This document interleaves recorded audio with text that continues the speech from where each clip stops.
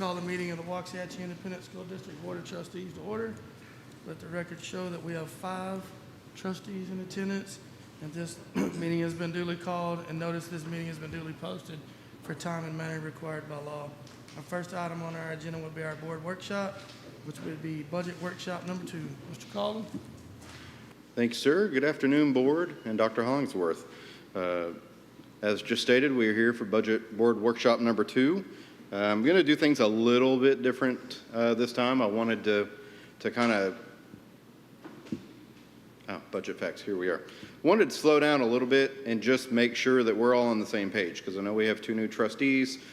So no offense, Mr. Cooper or Mr. Pitts, if he were with us at this point, just making sure we're all on the same page as we're going forward, because it is a weird transition to add trustees in the middle. I know it's the end of the school year, but it's the middle of our budget year as we're kind of going through. So just kind of recapping a budget timeline. So for the district, our fiscal year is September 1 to August 31st. With that, we usually start the budget at the end of January, the beginning of February. And so that's when we start having meetings with people, departments and campuses, and figuring out exactly what are the things that you're looking for next year. What is going undone? Yes, sir. I want to interject, and I think it's really important for the public to know too. Some of our neighbors are on a July 1 fiscal year, and we're on a September 1 fiscal year. And so it does occasionally allow those districts the opportunity to announce, for example, pay raises much earlier than we do. And it's out of necessity for those districts. But it's a really good point. So in the state of Texas, you have 2 options. You can have a September 1 fiscal year start or a July 1 fiscal year start. And to Dr. Hollingsworth's point, if you have a July 1 fiscal year start, you have to back all this up and do this a lot sooner because your plans have to be in place before the start of that fiscal year happens. So for us, we are a little bit delayed in methodically going through our budget and coming up with pay scales specifically.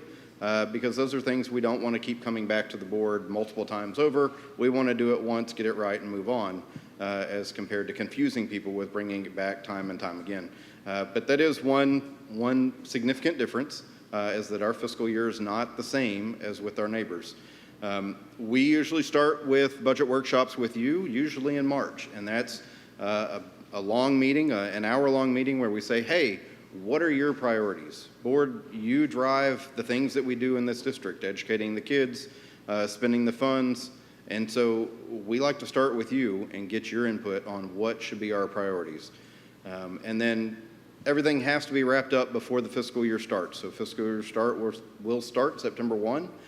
So by August 31st at the extreme latest, we will have another meeting to wrap up the current year budget, make final amendments to where we are with this year's spending plan, and we will also make adoption of next year's budget and adoption of the tax rate at that same meeting so that we have all of our ducks in a row to go into the next fiscal year. It doesn't happen on August 31st usually. It usually happens on that last Monday in August. This year is not the 31st. I believe it's the 26th. But anyway, it's somewhere in that last Monday range in August. That's kind of where we get wrapping up with our budget workshops and get going for the next fiscal year. As a reminder, our revenues in the general fund come from 3 sources. They come from local sources, state sources, and federal sources. Our local sources, overwhelmingly, almost 100%, are made up of property taxes. And that accounts for about 50 to 55% of our revenue within the general fund is going to come from those local sources. The other bulk majority of our revenue source is state revenues. Again, 45 to 50% of our total revenue in the general fund is going to come from those state sources. That's made up of average daily attendance. So in the state of Texas, we're one of about 5 states that we don't really care how many kids we have enrolled. It's how many kids show up average every single day. So we take attendance for funding purposes every single day that we're in school, and that's how the state turns around and pays us at the end of the year. So when we're talking about, as Dr. Hollingsworth will do his superintendent report, he'll tell you what enrollment is, and honestly, I don't care what enrollment is. I really, really don't. I need average daily attendance. So he'll tell you what that attendance rate is. That's the number that I'm really monitoring as we're going through the year, because I know it's going to be an inverted bell curve. It's going to get really bad shouldn't say really bad. It's going to get worse in November, December, January, and February, excuse me, because that's when illness hits. That's when we start seeing the flus and the colds and COVID in years past. So we should start our August and September, and we should end in our April and May well above 95%. And over the course of the whole year, that all averages out to one attendance rate, which builds your average daily attendance for funding purposes. Well, and I would point out too, it is the reason that 46 out of 50 states base their funding on enrollment rather than average daily attendance is they recognize that schools are going to work hard to get kids there anyway. We're already held accountable on any number of measures, as y'all already know. And it's just this false sense that if we didn't have that incentive in front of us, that funding, if funding wasn't tied to it, we're not going to work to get the kids there. And that's just not accurate at all. And we really, really wish the state would change that. The last roughly 2%, not an insignificant sum, but also a very, very small percentage of our general fund budget is made up of federal revenues, and that's through cost reimbursements of the School Health and Related Services, or SHARS program. So as we talk about federal revenues, they are not a large portion of our general fund budget, but they do have a component within our general fund budget. As we go through our expenditures, payroll with any school district is going to be the overwhelming expenditure for any school district. For us, generally, it's going to be between 80 and 85% of our expenditures within the general fund. The last couple of years, we've been closer to 85%. If you look at just about any of our peers, you will see that they also fit between that 80 to 85% range on payroll. Next, most significant category is going to be professional and contracted services. Not only are we talking about professional development for staff, this is also where utilities would come in. This is also where a significant amount of maintenance items are going to come in as well. So it is a very significant portion of our expenditures. Supplies and equipment next at roughly 5%. Other operating costs a little bit under 5%. And then for us as a district, capital outlays are about 1% of our budget. So we're not doing a whole lot of significant building additions, repairs, renovations that are not through bond funds, but we do have some monies earmarked for large equipment purchases or some building modifications as we go through. Brian? Yes, ma'am. Can you go back? When I was looking over this, the one thing that concerned me was up in payroll where it says needs to start decreasing. Yes, ma'am. Are you talking about getting rid of people, or are you talking about no raises? No, just overall as a percentage of our expenditures, we need to tend closer to the 80% of our budget, not 85%. This year we're about 85.5% of our budget, which just long-term what that means is you start hitting sustainability problems. When you're expending 85% of your budget on payroll and you add to that with additional positions, it does not create you a sustainable model because you're going to have to pull from every other category up there. So you're going to start impacting the operations of your district, whether it's pressures on utilities or whether it's going to be providing supplies that are going to be needed in classrooms. So it's not a direct call to get rid of people. It's not a direct call to freeze salaries. It's a call for us to reevaluate all of our positions. As we have openings, we need to evaluate whether we refill that position. Just like we're doing. Yes, ma'am. It's really just part and parcel with the work that the Budget Reduction Committee has already started doing. The best news for that particular item, Ms. Timmerman, is that we are growing, and we're growing pretty fast compared to a lot of our peers in the state. We need to better grow into the staff that we have. If we compare ourselves to that group of comparison districts that's most like us in the state of Texas, Mr. Calden has shown that in certain areas, we have been very well staffed in comparison to our peers. And that surprises people when we say that. And it's not every area. There are certain areas where maybe we're understaffed, but in several areas we have been well staffed. And so that opportunity is to grow into that staff better and be really, really conservative before we add new positions. What a fantastic preview for about 15 slides from now. Thank you, sir. Well done. So back in March when we had our first round of budget board workshop, we brought up our priority slide.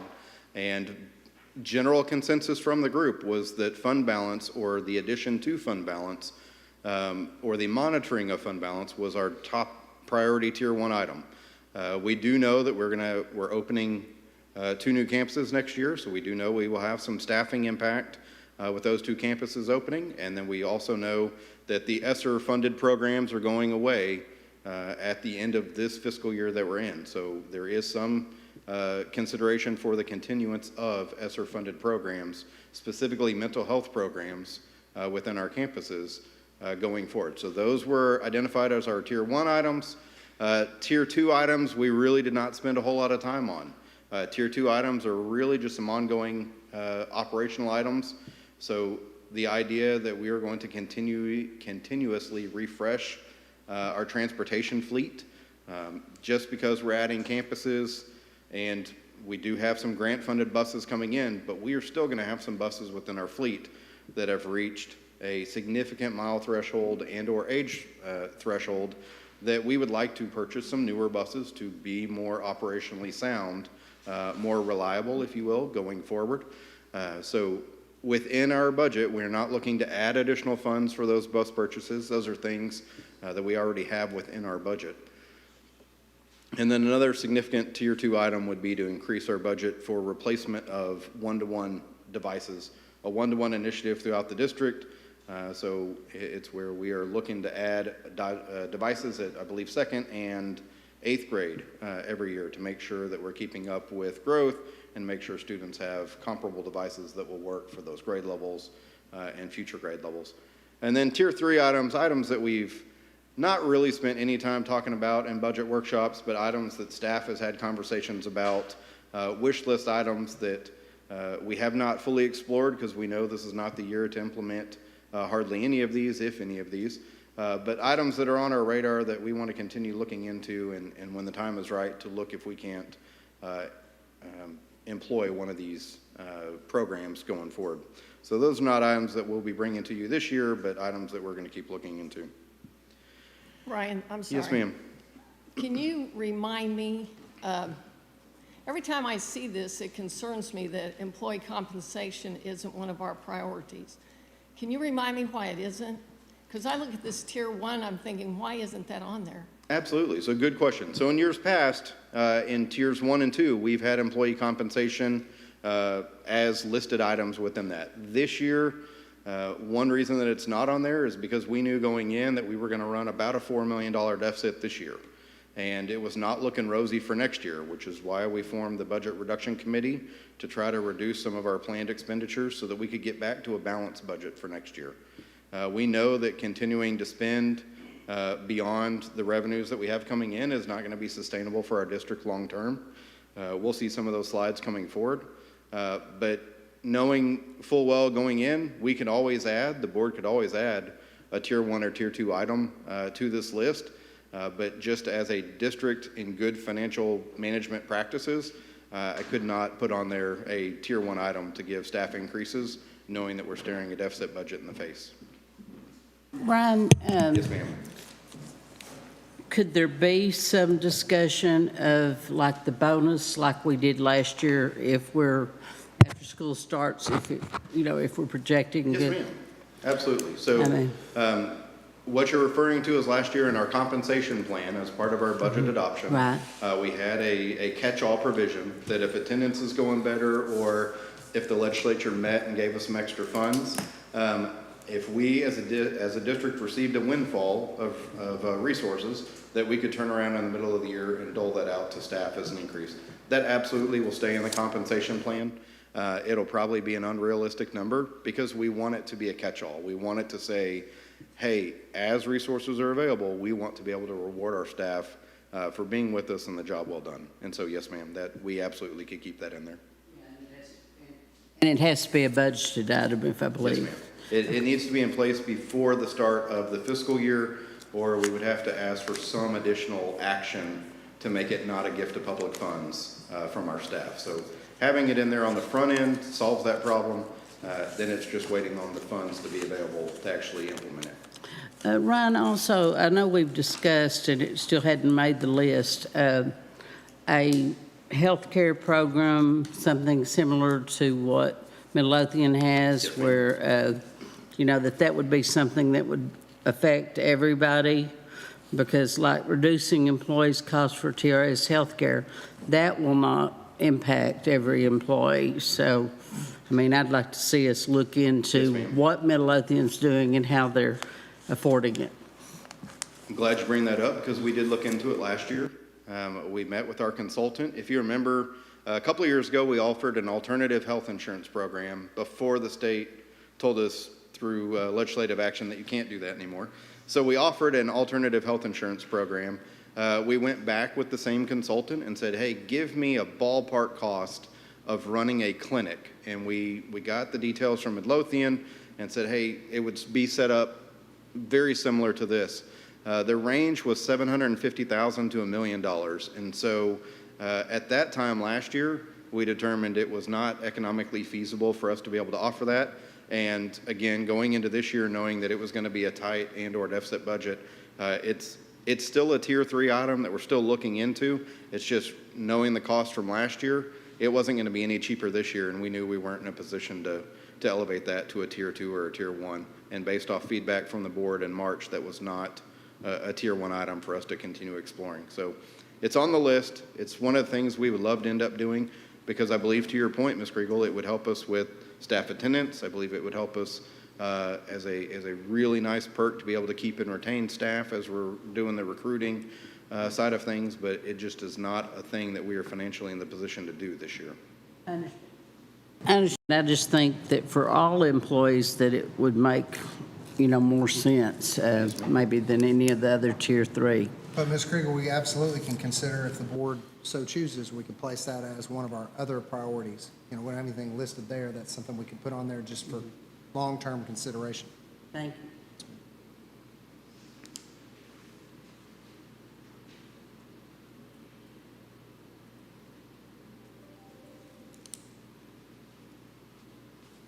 All right.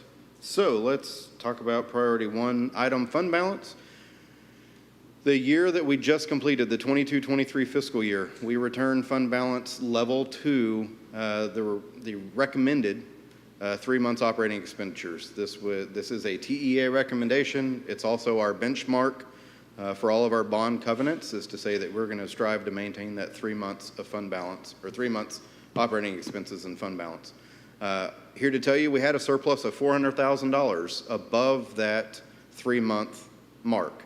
The reason that's important is we'll talk about here on the very next slide. But it took us roughly 4 years to get back to the 3-month expectation of fund balance with the whole COVID pandemic. If you look at our fund balance trend, we were sitting really well, and then COVID hit, and we went on a really fun roller coaster ride. And it took a lot of intentionality and planning on your part as a board to lead us back to a really good fund balance spot. So thank you for your leadership on that. We are back to our 3 months operating expenditures at the end of the 22-23 fiscal year. Unfortunately, we do look to drop below 3 months based on this year's operations. And so we do know that we carried forward $1.5 million of expenditures from last year. Most of those school buses that we thought were going to be in last year, and now we're hoping will be in by the end of June of this year. Not a whole lot we can do about those. Most of those are grant funded, and we need the equipment, so we're not going to cancel the order. But in addition to, we also had a hit to expected revenues from Senate Bill 12. We believe there is some working fix to help address that as we go forward, so that impact may not be as much. But we were also hit very negatively with our SHARS program. And so just for the benefit of all, our SHARS program, we spend providing services for Medicaid eligible students. We submit a cost report and get reimbursed based on the rules of the program. As we have submitted our reimbursement claim for the federal fiscal year of 2022, that has been denied by the state, and so we've gone through the informal appeals process. We are now in the formal appeals process. We do know that it will not be, if we are successful, we know that our reimbursement will not be everything that we had planned. It's not what we had fully budgeted because there have been changes to the various percentages at the state level. So we are bracing for that impact, but as of right now, our reimbursement is zero, and so we are doing the appeals process to try to get that modified to a reasonable amount. Yes, sir. Ryan, for Mr. Cooper and Mr. Pitts, can you re-explain SHARS?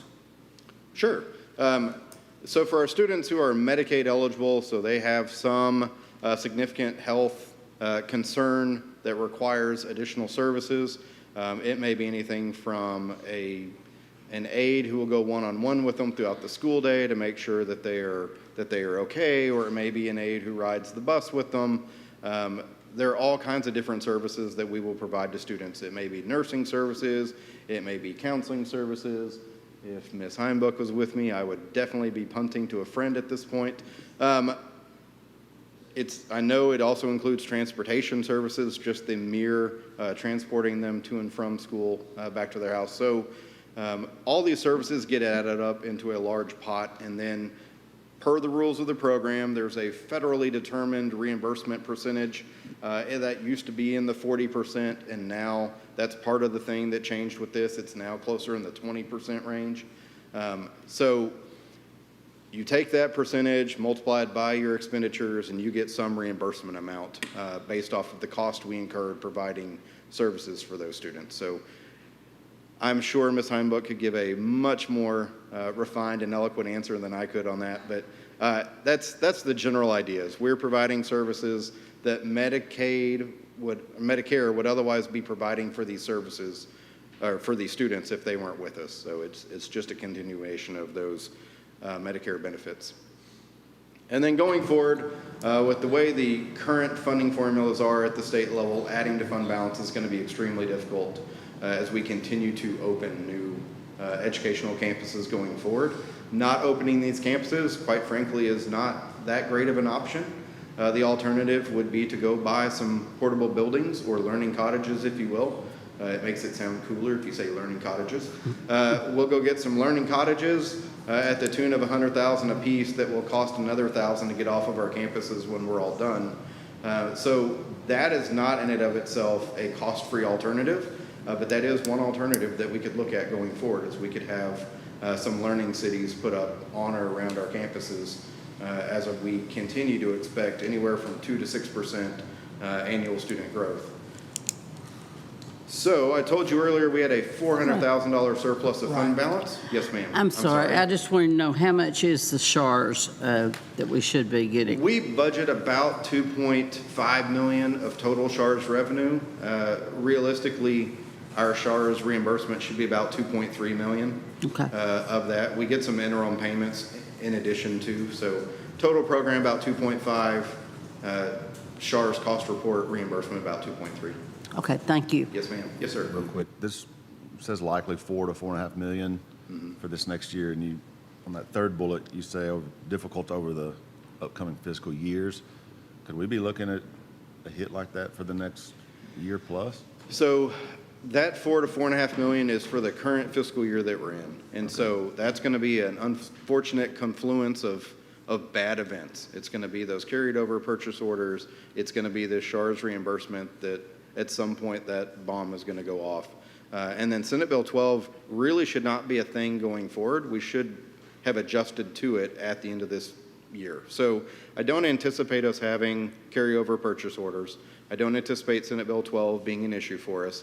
And I do believe we will get some sort of resolution on the entire SHARS program in terms of what that rebate looks like going forward. So we should be able to adjust to it. So I don't anticipate it being a continual, these three things hitting us going forward. But I do believe as we open campuses, you're talking additional staff to open those campuses, and you're going to be talking with additional concerns as a growing district that are going to take the place, not one-to-one. We're not looking at a just replace Senate Bill 12 impact with opening new campus, but those are some of the pressures I see coming forward. And then at some point, we are going to have to, as a district, if we want to continue to keep our staff, we have to offer pay raises. So that will work its way back in. If it's not this year, it will be next year. If not next year, it'll be the following year. Otherwise, we're just going to be digging ourselves a bigger hole, bigger problem. Yes, sir. So at the beginning of that slide, I told you we had about a $400,000 surplus. So I wanted to show some other, these are other districts that are either in our immediate peer group that we were talking about at one point. This is Friendship and Deer Park and New Braunfels and Huntsville. But it's also other districts that are fast growth, that look like us in terms of enrollment, but are fast growth as well. Just wanted to kind of show you what other districts are going through. It's not very dissimilar to what we're going through. Georgetown is actually deficient to meeting that 3-month expectation, but you don't see much of a line for Waxahachie, for Argyle, for Community. You start seeing a little bit of a surplus for Barbers Hill, for Midlothian, for Red Oak, Aledo, Crandall, and then you start seeing some other districts that have been intentional with their underspend and putting money into fund balance for that rainy day. Whether they tap their fund balance, their surplus fund balance for staff increases or not is completely up to them. But you look at Deer Park that on a budget very similar to ours is looking at a $55 million budget surplus in addition to the 3 months fund balance. This would be how some of our peer districts, some of our neighboring districts are able to dip into fund balance, give their staffs an increase when we are talking about pains from opening new campuses, additional student growth, and no increases in state revenue. So some of our peer districts, some of the districts that we're comparing ourselves with, have a built-up surplus of fund balance. Different conversation for a different day. That means that they were underspending for years well before they got into this scenario. There's not a reasonable mechanism by which Deer Park amassed an extra $55 million in the last 2 or 3 years. This has been something that for their community, they may have a higher threshold of what has to be in fund balance to be in compliance with a board policy or a board expectation. So it is not unrealistic that some of our peer districts, Midlothian, may look at giving a staff increase that would cause them to eat into this surplus of fund balance. It may even cause them to go below the 3 months operating expectation of fund balance. But the purpose of this was to show you that we all started in a little bit different financial position going into the planning for 24-25. So for some districts like Friendship and New Braunfels and Rockwall and Deer Park, going into that surplus of fund balance to offer a staff increase, even if it's going to cost them $10 million, does not impact their overall financial sit as it relates to the 3-month operating expectation as it would Waxahachie ISD. Is it sustainable for them long term? No, absolutely not. There's no way that if they're sitting at a $40 million surplus and they're going to go into the whole $5 million a year, in the 9th year, there's no more surplus for them to tap into. Now, I'm not telling you that's their plan. It may be a one-time thing. They may come up with something different for subsequent years. But I am telling you that, Ms. Kriegel, to your question, why wasn't staff increases on the front page of our priorities, is because there's not a whole lot of surplus for us to pull from and stay at our 90-day expectation. And what I heard from the board back in March was the expectation that we were going to be as close to a balanced budget as we could for the 24-25 school year. Now, that is not set in stone at this point. We're still in the middle of the budget process. The board can change its priorities at any point up until August. If you want to say, no, we really must have a pay increase, that's fine. We can go and work that, let you know what that would look like going into the budget. But based off of the feedback that I heard in March, this is how we've progressed with what we've heard. What Yes, was the ma'am. difference between the orange and the blue? The oranges are designated a fast growth school by TEA. And so I know that our peer group is generally that blue group. It's generally districts that are kind of like us. But when I started looking, I started seeing there's not a whole lot of fast growth schools within that as defined by TEA. So I started looking at just fast growth districts, and that's why you've got some orange ones on here, because I wanted to see how we compared with districts immediately around us in that fast. So TEA puts out a ranking every year based on state law, state standard. It's your growth for the last 6 years minus 250 students. I don't know why we picked 250 students, and I don't know why we picked 6 years, but that's how they determine fast growth. So our standing in fast growth I picked the districts 3 below us and 3 above us and just said, where are they in terms of this growth? Because I want to see where they're looking as well. Are we not a fast growth district? We are a fast growth district. Why are we blue? Because it was so small, it was really hard for me to click on it and color it orange. Fair enough. So, I mean, as I'm making this, my eyesight is playing tricks on me every now and again. So, operationally, wanted to kind of talk about, what we're looking at. Again, to Mr. McCutcheon, you asked earlier about the 4 to 4.5. I've revised it a little bit. We're looking closer to 3.5 to 4. So there's somewhere between $500,000 to $1 million improvement in terms of where we're operating the year. Again, carryover expenditures, SHARS reimbursement, and then we do expect some sort of resolution on the Senate Bill 12 funding as we go. We did form a budget reduction committee. We had roughly 45 different members of this committee. So volunteers from our district leadership team, which is made up of department heads and campus principals, volunteers of teachers from both elementary and secondary campuses, paraprofessionals, and then a couple of campus secretaries as well. We were trying to get a well-rounded approach on how this would directly impact our campuses, and we let our department leaders really speak for their departments more than anybody else.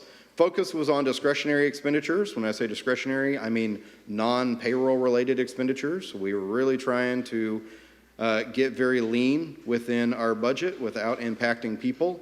You should have a summary of the 7 recommended areas of cuts. Dr. Hollingsworth sent that out a little bit earlier this afternoon.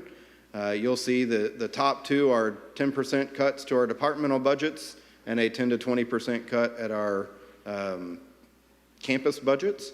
So our elementary campuses are closer to 10%, and our secondaries believe that they're going to give back about 20% of their budgets.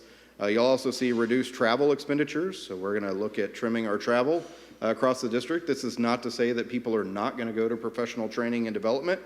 It means that in the past, we may have sent groups of 30. We're going to try to send groups of 5 or 6 or 10 and do a trainer of trainer model.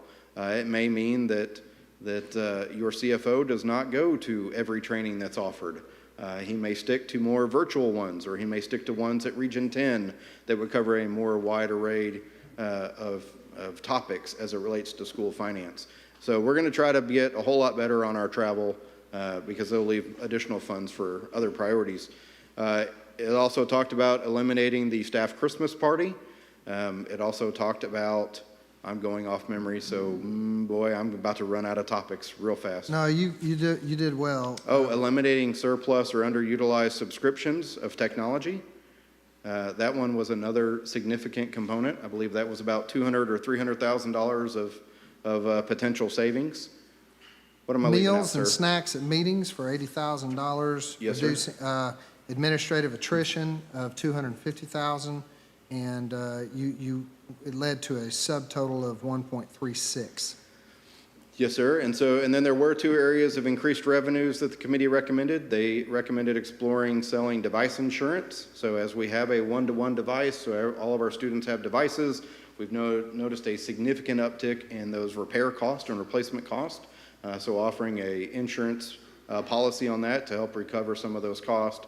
And then also looking at our facility rental cost, or the amount of revenue that we are gaining from facility rentals, and seeing if that's market competitive and seeing if we can't increase that revenue going forward. So those were 2 expected areas or suggested areas to look at increased revenue.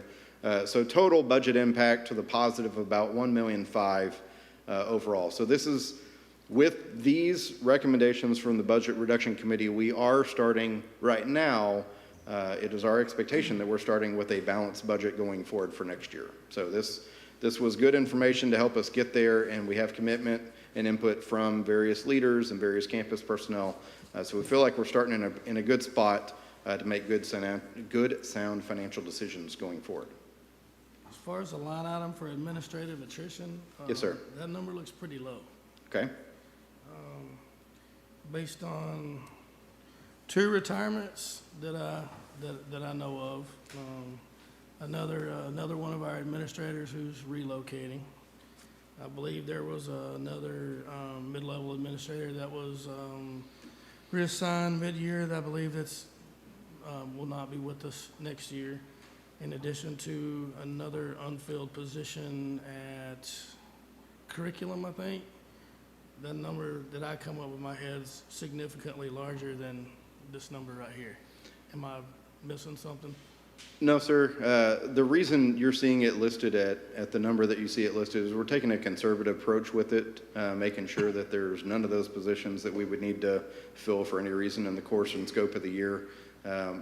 One of those positions that you did talk about, while it could be a savings, while it will be a savings on personnel, it will likely be an increase on expenditures as things that were done in-house will now have to be outsourced. But overall, the only real answer I could give you at this point is conservatism as we're going through, not over-promising and under-delivering on that. I mean, I think two of those individuals were making combined more than 250,000, so I think the number is very, very conservative.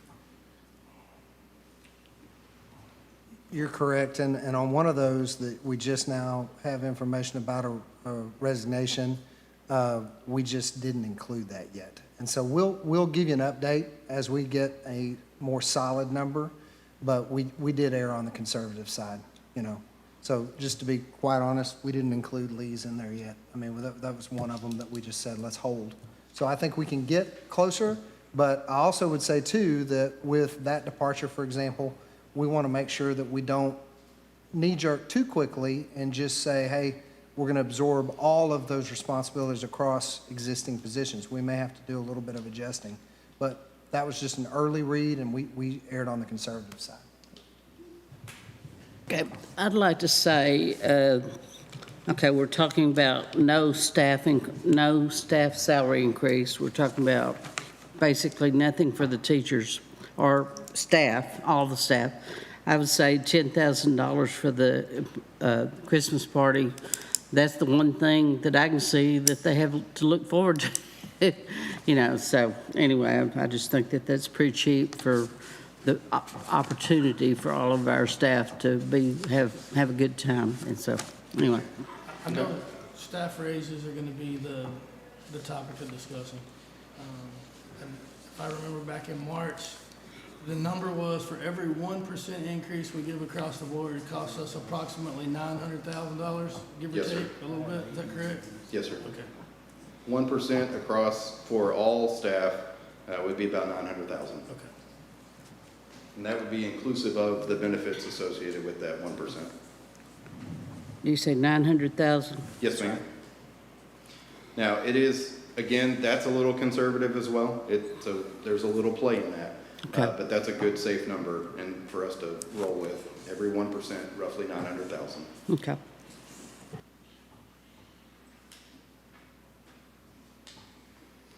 Okay, want to talk about Cardonics. This is a program that we've been using for the last couple of years to help us maximize our efficiencies. And this is a program that we utilize this year, again, for staffing alignment with student request.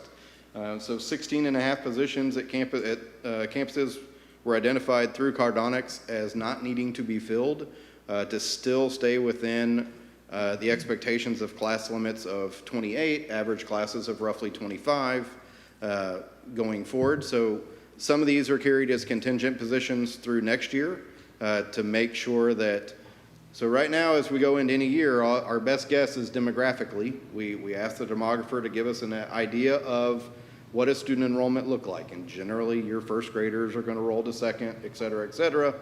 But with students coming in, we don't always know exactly what grade levels they're coming in. So while we may be expecting a huge influx in fourth grade, they may actually be seventh graders, which may lead to some position adds throughout the course of the year based off their schedule request or high school request as we go forward. It's really pretty easy if they're pre-K through 4, it's 22 to 1, and you do the math and know exactly when you need to add another student. We don't always have all of our campuses get to 22 to 1. Some of those, as they get close and we see a pattern of enrollment growth in that grade level at a campus, say a fast-growing campus like Simpson, we may pull the trigger when there's 5 empty seats left in a grade level because we've seen the pattern of growth at that grade level going forward.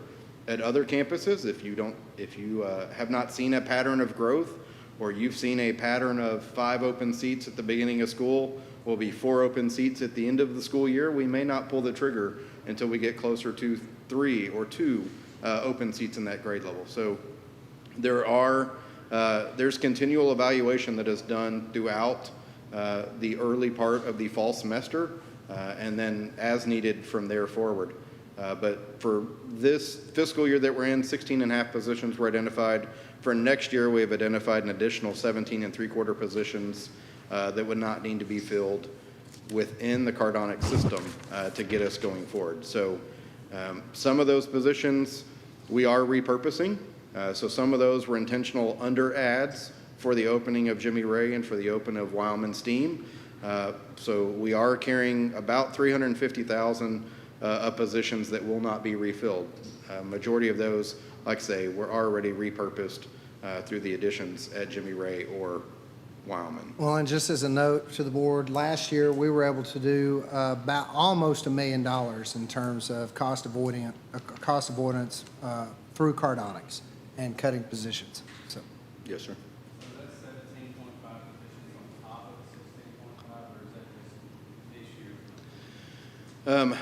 It is on top of, because of those 16.5, I do not know the number off the top of my head, but I would be willing to tell you that very, very few of those had to be an addition later in the game. There probably were a couple of very specialized positions that our request exceeded our ability to provide courses for students, so we had to go back and add a half-time of this or a full-time of that.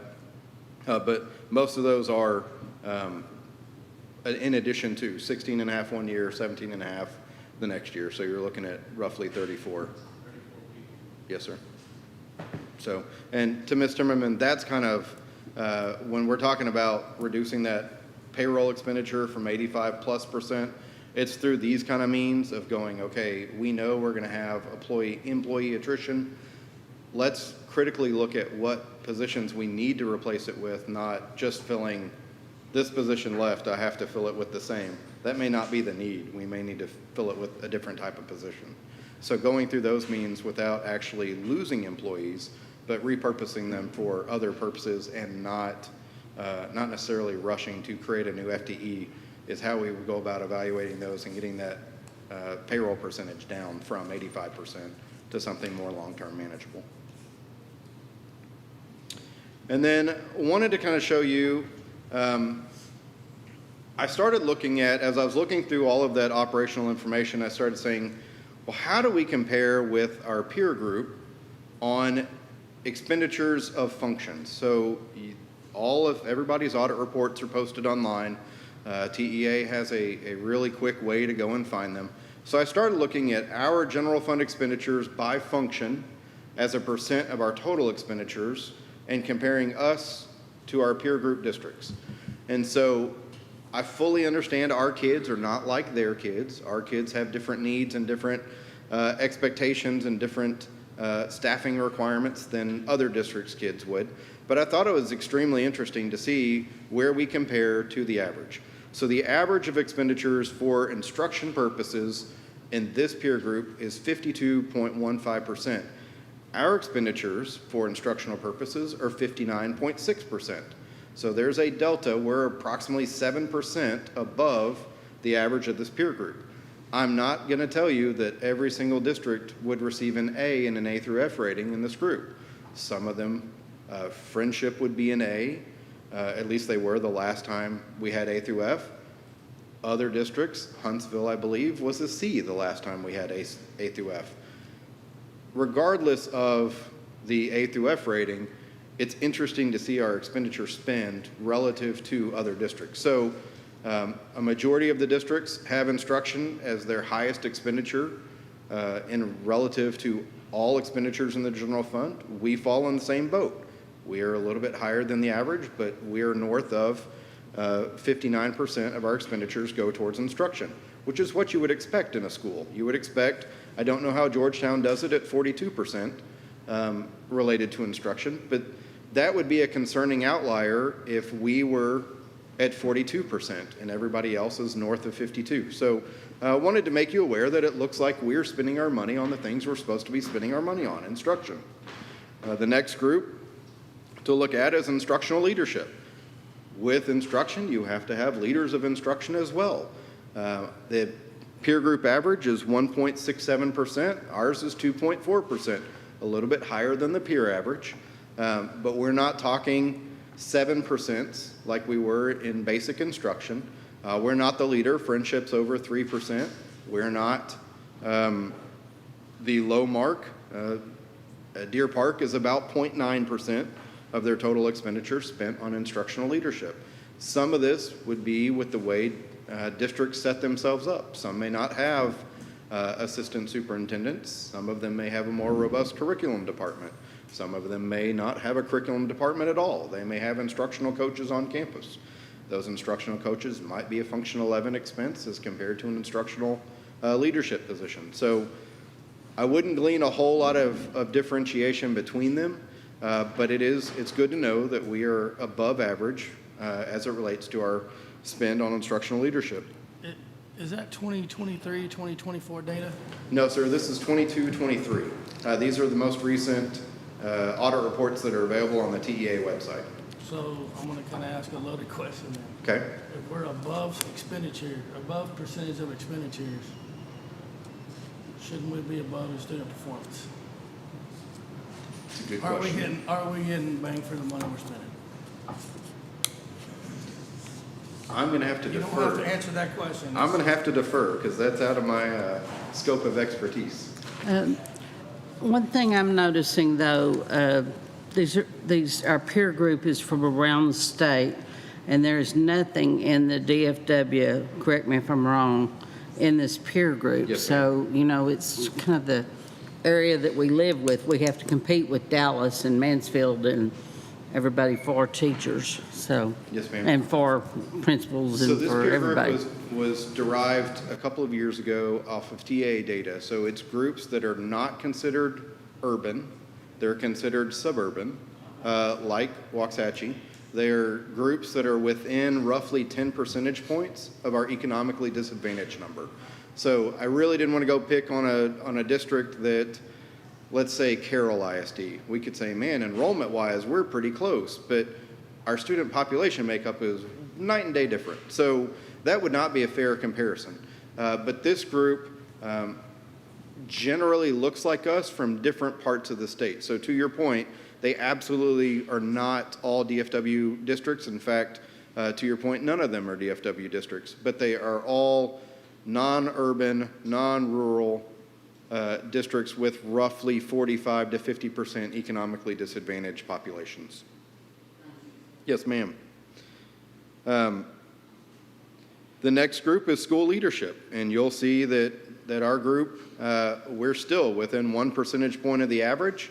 It ranges anywhere from 3.8% in Huntsville to 6.2% in New Braunfels. We're roughly 5.9%, and the group average is 5%. So there's a little bit of a spread. It's a little bit of a spread in the spending on school leadership. That may be any number of things. That may be pay scale differences that Ms. Kriegel was alluding to a minute ago. That may also be just the pure number of campuses that we have. If we have smaller campuses than Huntsville per se, we're going to spend more on school leadership as a function because we have more campuses that we're operating.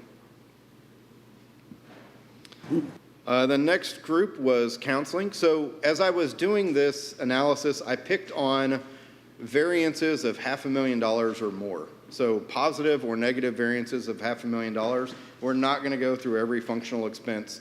That would take way too long. On counseling, the average is roughly 3.25, and we're at 2.8, so we're a little bit below the average of this peer. But it also appears that Deer Park is kind of skewing the average at over 5%, and everybody else is kind of hanging out in the mid 3s, or Huntsville is in the low 1%, 1.25. So this one may be more dominated by the outlier of Deer Park than it is anything else. I would tell you, I think we're right there with our peers as it relates to counseling expenditures, maybe a little bit below the peer group. This one is extracurricular activities. You'll see that we're up there with Friendship, a little bit leading the pack. We're at 4+%. The average is 2.5%. And it appears that most of the other districts are right in that 2 to just under 3% range. Friendship, quite frankly, makes sense that they would be a little bit high. If you've seen their UIL district, you know that they're driving multiple hours on the Tuesdays and Fridays to go to their competitions. Waxahachie, not exactly the same story, but we have really phenomenal extracurricular activities as well. This is not just football. This is also going to be band. This is going to be theater. This is going to be UIL academics. So this is a holistic view of extracurricular activities.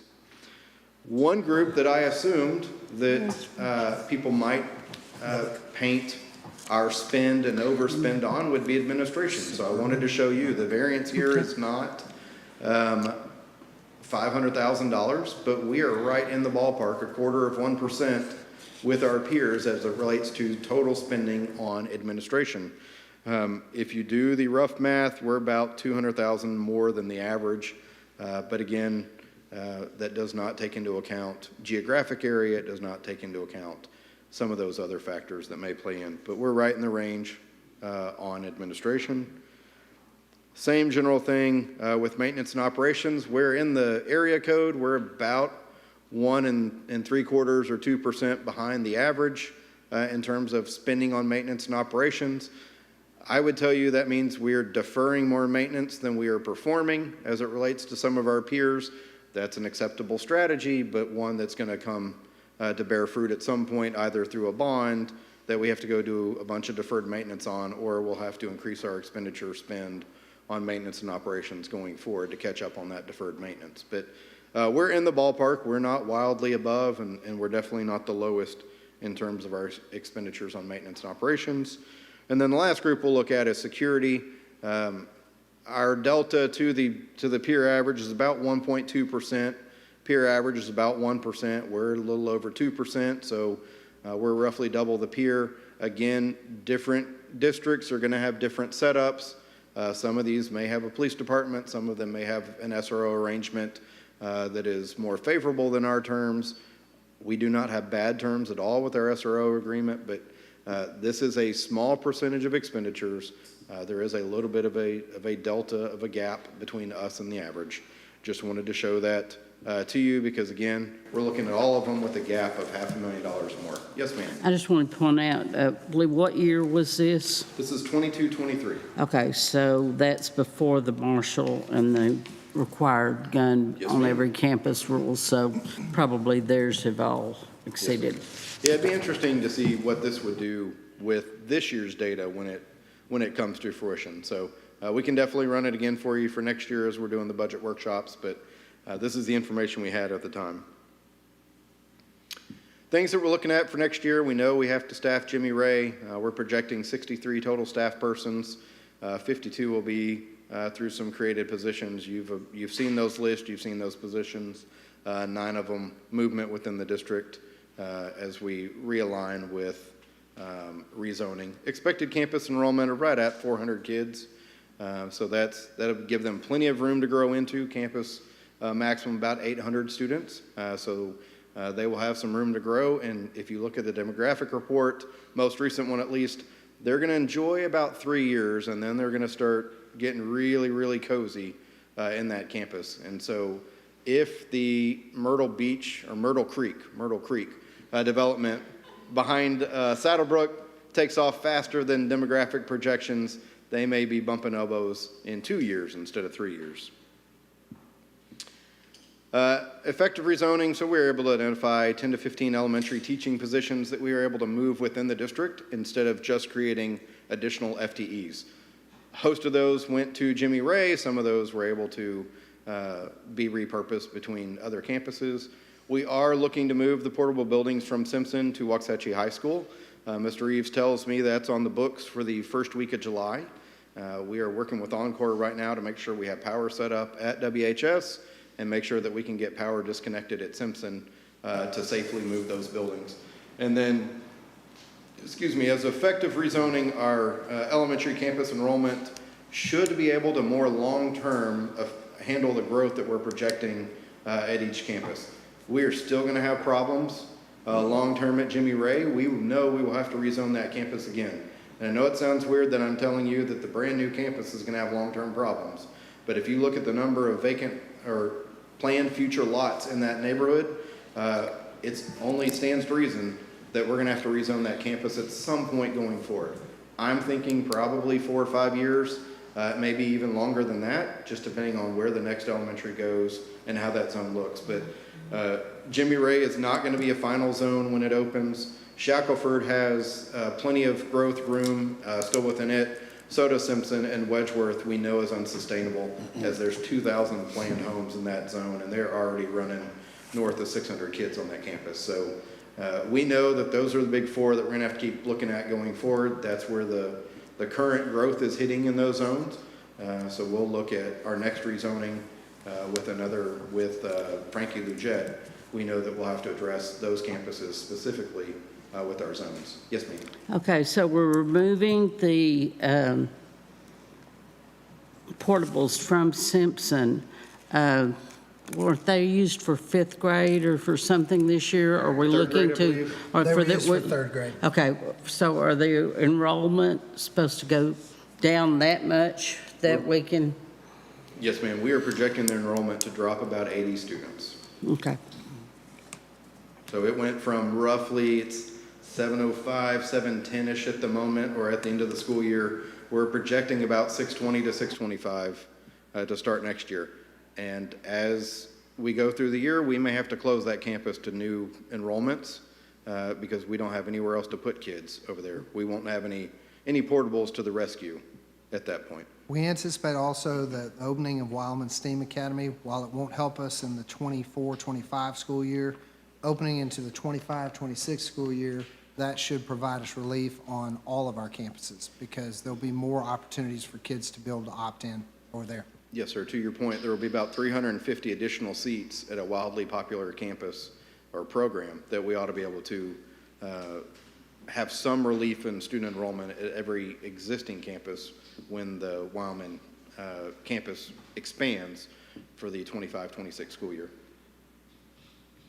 We talked a little bit earlier about the ESSER-funded programs, but our one-to-one initiative, we have been using some ESSER money, about $2.5 million of it, to sustain and to further refine our one-to-one initiative, and then we will continue that going forward. And then our mental health supports, right now it's about $320,000 for that program. We do anticipate writing that into the budget for next year and continuing that. So those are some of the things we're looking at continuing. General disclaimer as it relates to the budget, we're doing everything based off of current law. There's no expectation of additional funding. There's no promise of additional funding. So everything we're doing going into the budget could completely change if there's a special session or when the legislature actually meets. So I want you to know that going in, the budget can always be adopted at any point. So to Ms. Kriegel's point earlier, if we've written a pay increase for staff and something changes mid-year, we can go in and enact that. It will require a budget amendment. We'll bring that to you along with our plan of what we're going to do. But it is based, the budget as we develop it is always based on current events. Next year, you'll probably hear me tell you, it's based on current events. Don't listen to what the legislature has proposed. It's what's actually passed because we don't want to get ahead of it. We know that things can be amended until the governor signs it. We don't want to get out in front. We want to go off of current, and then we'll make adjustments as things get modified. Next year, we're looking at an ADA of roughly 10,519 students. This is about a 250 ADA increase from this fiscal year. If you remember, the demographic report has a slowdown, so we've been clipping along at about 3 to 4% annual student growth. Now we're looking at about a 2% annual student growth.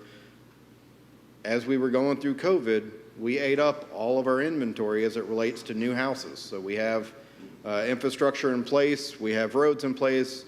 We're looking for someone to come sign the contract. They sign the contract, we build the house. The developers were not going. It was too economically uncertain for the developers to follow behind, buy more land, and start developing additional plots. So we're sitting right now, developers are out there working on the inventory. They're working on putting in the infrastructure to make new housing lots, but they're not currently there. So we do anticipate a little bit of slowdown this year to roughly about 2% growth. This ADA number is about 93% of our expected enrollment number. The demographer says 11,307 should be our snapshot guess for next year. So if you take 93% of that, you'll get to 10,518. And our funding rate for this year, our attendance funding rate was about 95%, 94.9. So it's a little bit less than we anticipated. We anticipated 95. Doesn't sound like a lot of difference, but that 0.1% could easily be $300,000-$400,000 as we go through the year. 23-24 ADA was roughly 10,211. We do anticipate coming in a little bit under that. Our ADA at the end of the year, actually we budgeted 2,250, and it is right now, Allison tells me, about 2,000 or 10,211. So we will be a little bit below our projections for the year, but we do feel pretty good that with what we saw attendance-wise in the midst of cold and flu season to come back to not missing it by more than about 40 ADA, we did pretty good as a district. So with that, you're saying, man, there wasn't a whole lot of meat within all of that, because I really wanted us to land on what our priorities are and where we are going forward. So last time we talked, we had some priorities. There's been a little bit of talk about staff pay increases. I need a little bit more direction from the board on exactly what those priorities are going to be so we can keep tying that up. And you're looking for the next budget workshop to be August 14th with all kinds of, here's your budget board book or board budget book, here's your budget plan as we go into adoption. So that's kind of where we are to Mr. Autry's point, or to Dr. Hollingsworth's point. I don't remember who said what at this point. Delirium is setting in. It is about $900,000 for every 1%. For all staff, request came down for just teaching staff. Step increase plus 1% would be about $1 million on that end. If it's just a 1% for teaching staff, it's about $500,000. So just throwing that out. I'm sorry, Ryan, would you Yes, ma'am. repeat that? Because you kind of went Yeah. weird on it. So right now, our teachers, librarians, counselors, and nurses have a step schedule, meaning there is a gap between every position of experience. That gap is $430. So maintaining that gap plus a 1% increase on top of it is right at $1 million for our teachers, librarians, counselors, and nurses. If we do just a 1% increase off of current salary for teachers only, it's $512,000. And then for all staff, 1% would be $900,000.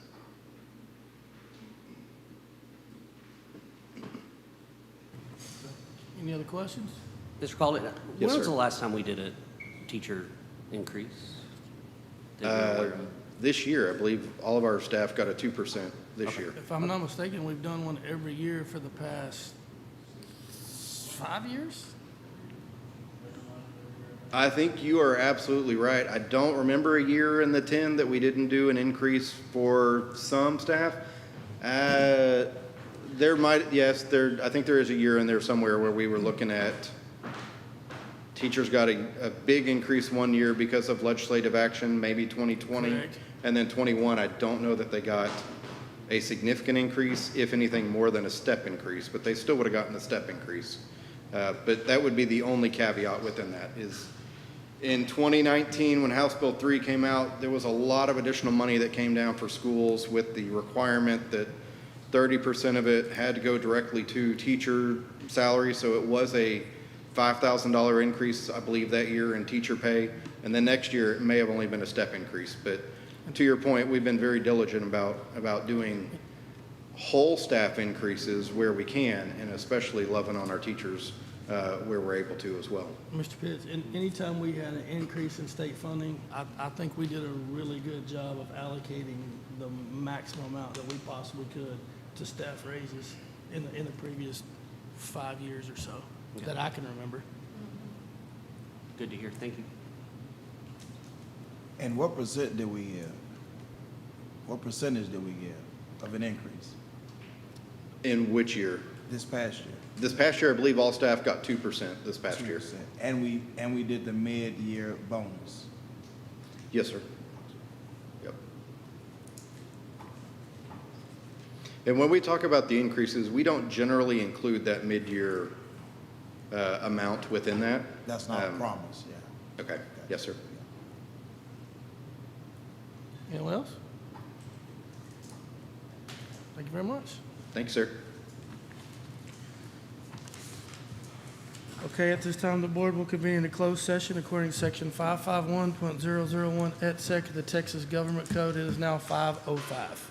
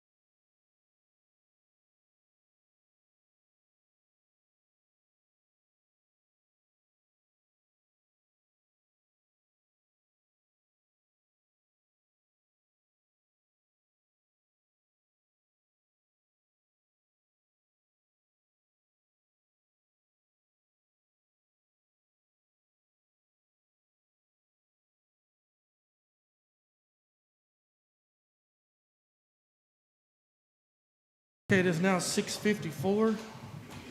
The board will reconvene back into open session.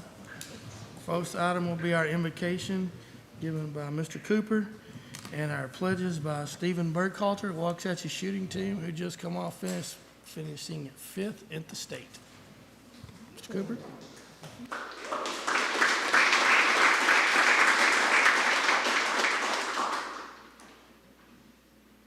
Let us pray. Heavenly Father, most gracious eternal God, Father, first we thank you for this day that you have blessed us to be a part of. Father, we also thank you for the opportunity to serve the capacities that you have saw fit. Father, I ask that you would guide our thinking on tonight as we make decisions that will impact our students, our staff, our community, and our future of Waxahachie. Father, I ask that you would hide us from prejudice, I ask that you would hide us from self-gain, ask that you would just lead our thoughts to line up with your perfect plan and will concerning the WISD School District. And Father, again, we ask that this meeting be nothing more or nothing less than what you have planned. And Father, thank you for those that you have called us to serve with. And Father, we ask that you would bless this student body, this staff, these servants, that we would do your will and make great decisions that will bring you glory. In Jesus' mighty name we pray. Thank God. Amen.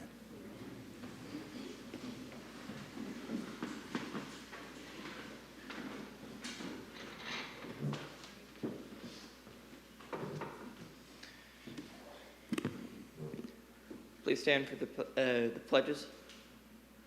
I pledge allegiance to the flag of the United States of America and to the republic for which it stands, one nation, under God, indivisible, for liberty and justice for all. Honor the Texas flag. I pledge allegiance to thee, Texas, one state, under God, one indivisible. You may be seated.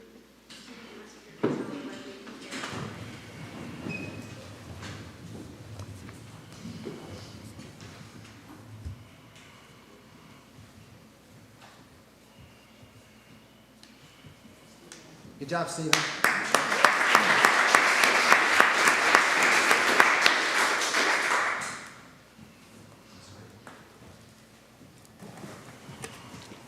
Our vision is to be a district where innovation thrives and growth is limitless.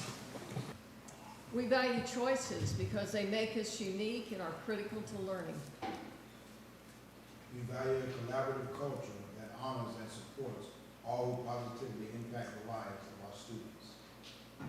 We value an environment of belonging that respects individual differences and ensures equality for all. We value relationships that broaden learning experiences and enrich our community. Okay, at this time, board, we not have any recognitions tonight, so we'll move to our open forum. This is the portion of the board meeting where the board receives input from our patrons. Each person who addresses the board will have 5 minutes to speak on his or her issue. Because of posting requirements of the Open Meeting Act, board members will not ask questions of the patron nor answer any questions posed by the patron. No action can be taken on any issue presented during the patron comment section of the board meeting. Patrons addressing the board will be notified when they are approaching the last 60 seconds of their allotted time to speak. When I call your name, please step to the podium and state your name and address for the record, please. Reverend Myron Goins. Please step forward and state your name and address for the record, please.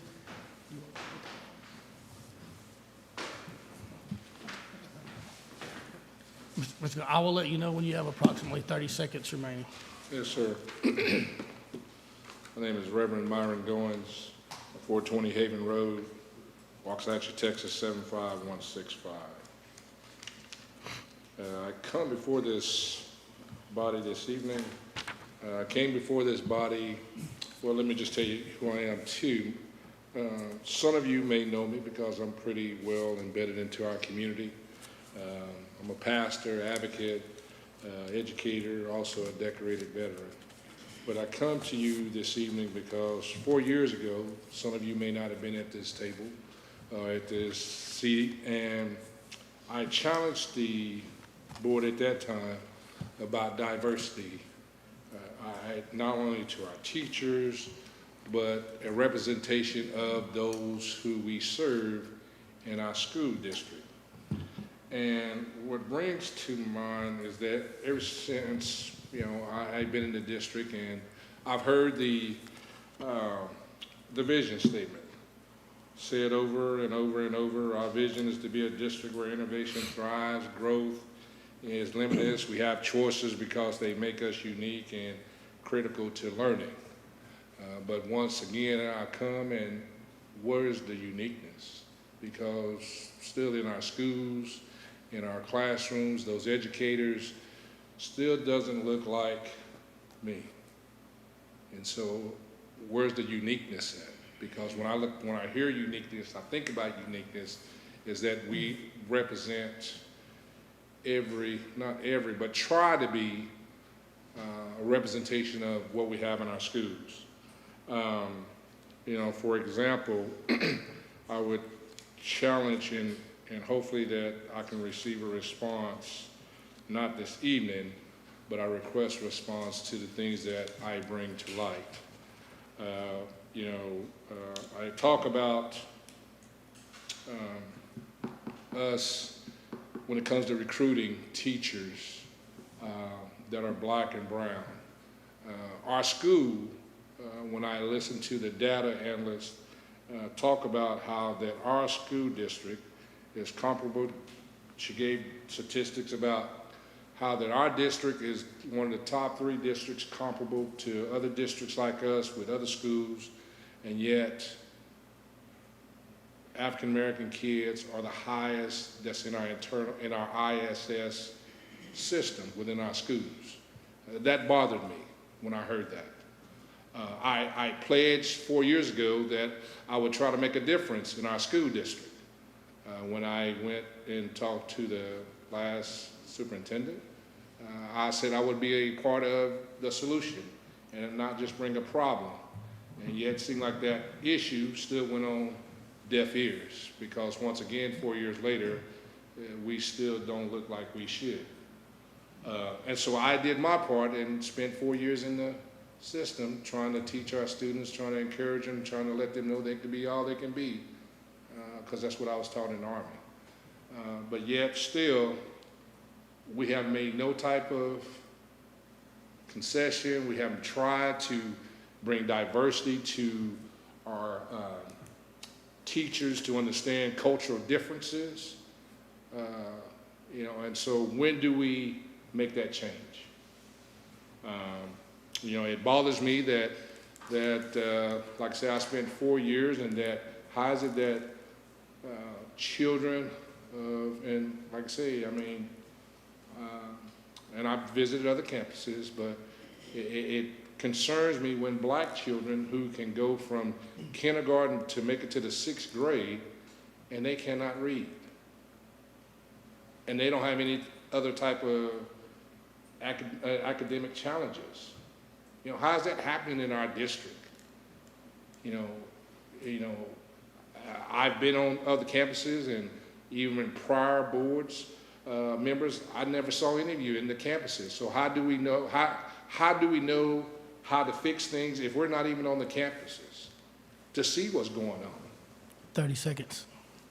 And so I challenge this board not only to try to recruit teachers who look like us, to have a retention program, but also a program, a policy that when you have 10 teachers seconds. who are new, that we have a policy. We have a fast track for principals, but we don't have a fast track for new teachers who may transition into education. And so I challenge this board to try to look at our policies. Your time is up, sir. All right, thank you, sir. Thanks. Thank you. You have a nice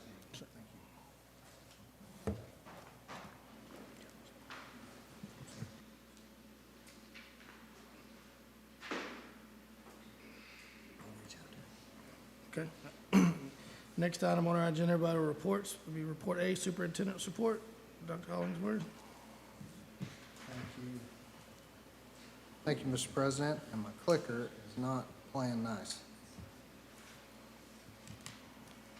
Oh, there we go. Now it's going to move. Okay.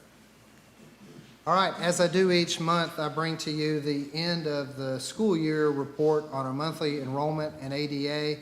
You can see where we started in August. We started with 11,041 to end on August 31st. And then at the end of the school year on May 23rd, we ended at 10,988.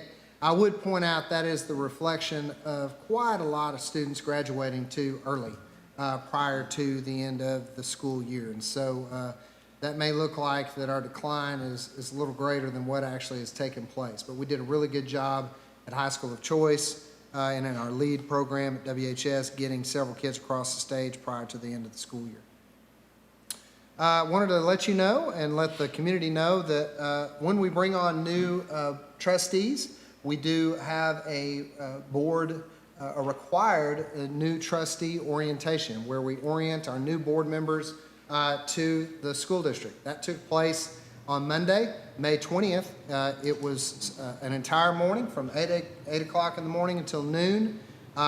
We brought in members of our cabinet, key leaders throughout the organization, Mr. Cagle with Fine Arts. We had Mrs. Vineker with CTE. Several folks came through and were able to kind of share with our new trustees not only an overview of our vision, our core values and priorities, but also what it is that happens in their particular areas of responsibility.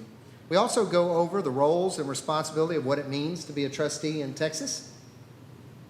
And here's just a real quick overview of kind of our agenda for that day. We reviewed our vision and core values. We went in depth into our balanced scorecard, so they were able to see those 4 priorities. And then we went by priority in terms of student growth, honoring and supporting staff, community and stakeholder relationships, and financial integrity. After that, we had Mr. Abenschein come in, and we talked about policy and how it is that the board is responsible for helping develop and refine our policies. And we also introduced Mr. Cooper and Mr. Pitts to the resources that are available through them through the Texas Association of School Boards. How to prepare to be an effective school board member, what are your roles and responsibility, and just things that they should know. And here's some resources that are available to you. And then also want the board, the community to be aware that all of the board and I will go to the Summer Leadership Institute for trustees. That begins on the evening of Wednesday, June the 12th, and goes through noon on Saturday. That is a time annually that board members go and they meet trustees and superintendents from across the state of Texas. They share best practices, hear about best practices, are able to share with one another, and they're able to fulfill a number of legal requirements for continuing education. And so those are the things that are happening in terms of learning for trustees here most recently. And then finally, I want to take an opportunity to, you weren't ready for that, Mr. Abenschein, to just take an opportunity and give a heartfelt and sincere word of thanks to Lee Abenschein. Lee announced officially to us over the weekend that he will be accepting a job with the Salvation Army of the United States. He'll be over the southern region, is that right? Southern territory of the Salvation Army as their main general counsel and heading up their legal department. Lee started with us in 2014. He is active on the United Way Executive Board. He's active in the Waxahachie Lions Club, serves on our credit union board, the Ellis County Children's Advocacy Center Board. He has been a key person in handling our Level 2 and Level 3 hearings as general counsel. He's negotiated and executed multiple construction projects and contracts on behalf of the district. He's helped implement and expand SRO programs with our Waxahachie Police Department. Really has a huge hand in what we do with safety and security. He leads our WISD crisis management team. He's very active on the Education Foundation board. He's the dad of 3 Waxahachie High School graduates and one who is Tripp, who's still in our system. And we're just so grateful, Lee, to you Personally, I cannot say enough. You are a counselor in every way that you can be one, and you are a friend. And we are so proud of you. We hate to see you go, and wish you nothing but the best in your next steps.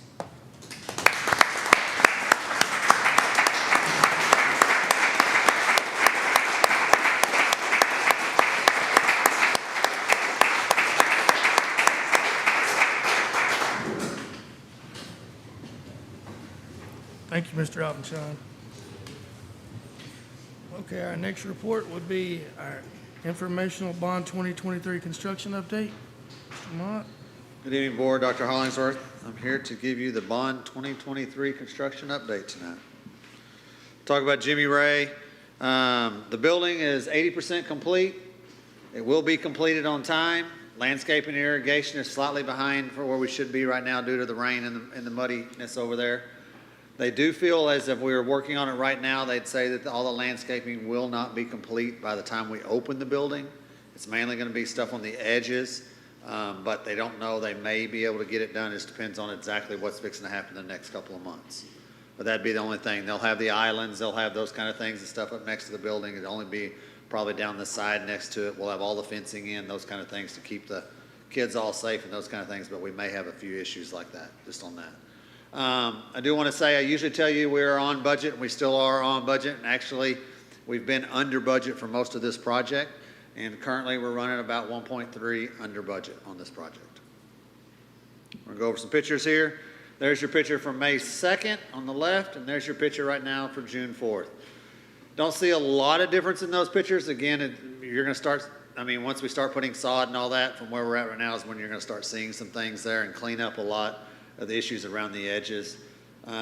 You'll see some later that we've actually started putting some of the roof on the, what I'll call the clear story or the high roofs there. We started putting the roofing on some of those things.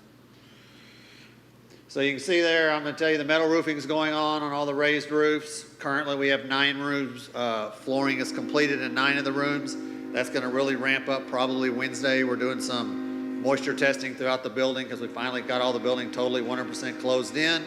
So we're going to do some moisture tests and make sure we're balanced there in that area, in those areas. The kitchen equipment's going in this week. The building, like I said, has been totally closed in now. The irrigation and fencing the fencing is starting this week. Irrigation has been going on. It's been a very slow process there's been times they've been using buckets and small excavators to empty the water out of the ditches they've dug the day before or 2 days before so they can continue on that.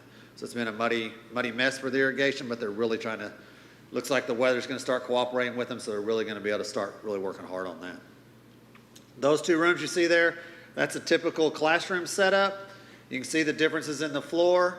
I'm going to borrow a phrase from Ms. Rector. That is the teaching stage, that area right there, because that is the teaching wall. That'll all the Promethean boards and all that. So she says that's kind of their little stage there to teach on. So it's kind of neat. All of them will be like that set up in the room. They'll have that little half moon right along the teaching wall there. This is bathroom stalls. I know it's not pretty, but it is a big part of the building to get completed. So you kind of see that. And the area there on your right is the clouds. That's in most of the collaborative spaces. You're going to have that. Now those don't have the final ceiling tiles in them. They will be all ceiling tiled in there, but just so you kind of see, that's one of the collaborative spaces. It's actually the one that goes from behind us is the science room. Looking down across, you see the art room in the far end there. That's one of the big cross areas there. Now we're getting in. There's the front of the building. You can see it's just about that. We have one last scaffold there in the main part right there. There's doing some cleaning in that area. And then you can see actually both of those, the big roof there on the right where the scaffolding is fully metal roofed. That's the next one down. In the picture there on the right, you can see they're putting the metal standing seam there in those raised roofs. Any questions on Jimmy Ray? So we'll go to Wildman Steam. This one is still on time to be everything. It's about 50% complete at the time. And currently, budget-wise, we're $2.3 million under there. Just so you kind of know why is there such a huge difference, right off the bat, we got about a $900,000 bonus to us by being able to dig a pond on property. So that helped us a lot on that. There's your site there on May 2nd on the left, and there's yours on June 4th on the right. You can see the roofing is really coming along on that building, and actually now if you look at it, there's even 2.5 more areas there in the very front. All that area there in the front is done up to the storm shelter. And that storm shelter, or that one last teaching pod is what's left there. As of today, they're actually doing that last teaching pod. Stephen, when are they going to replace those HVAC units? Actually, they're lined them up.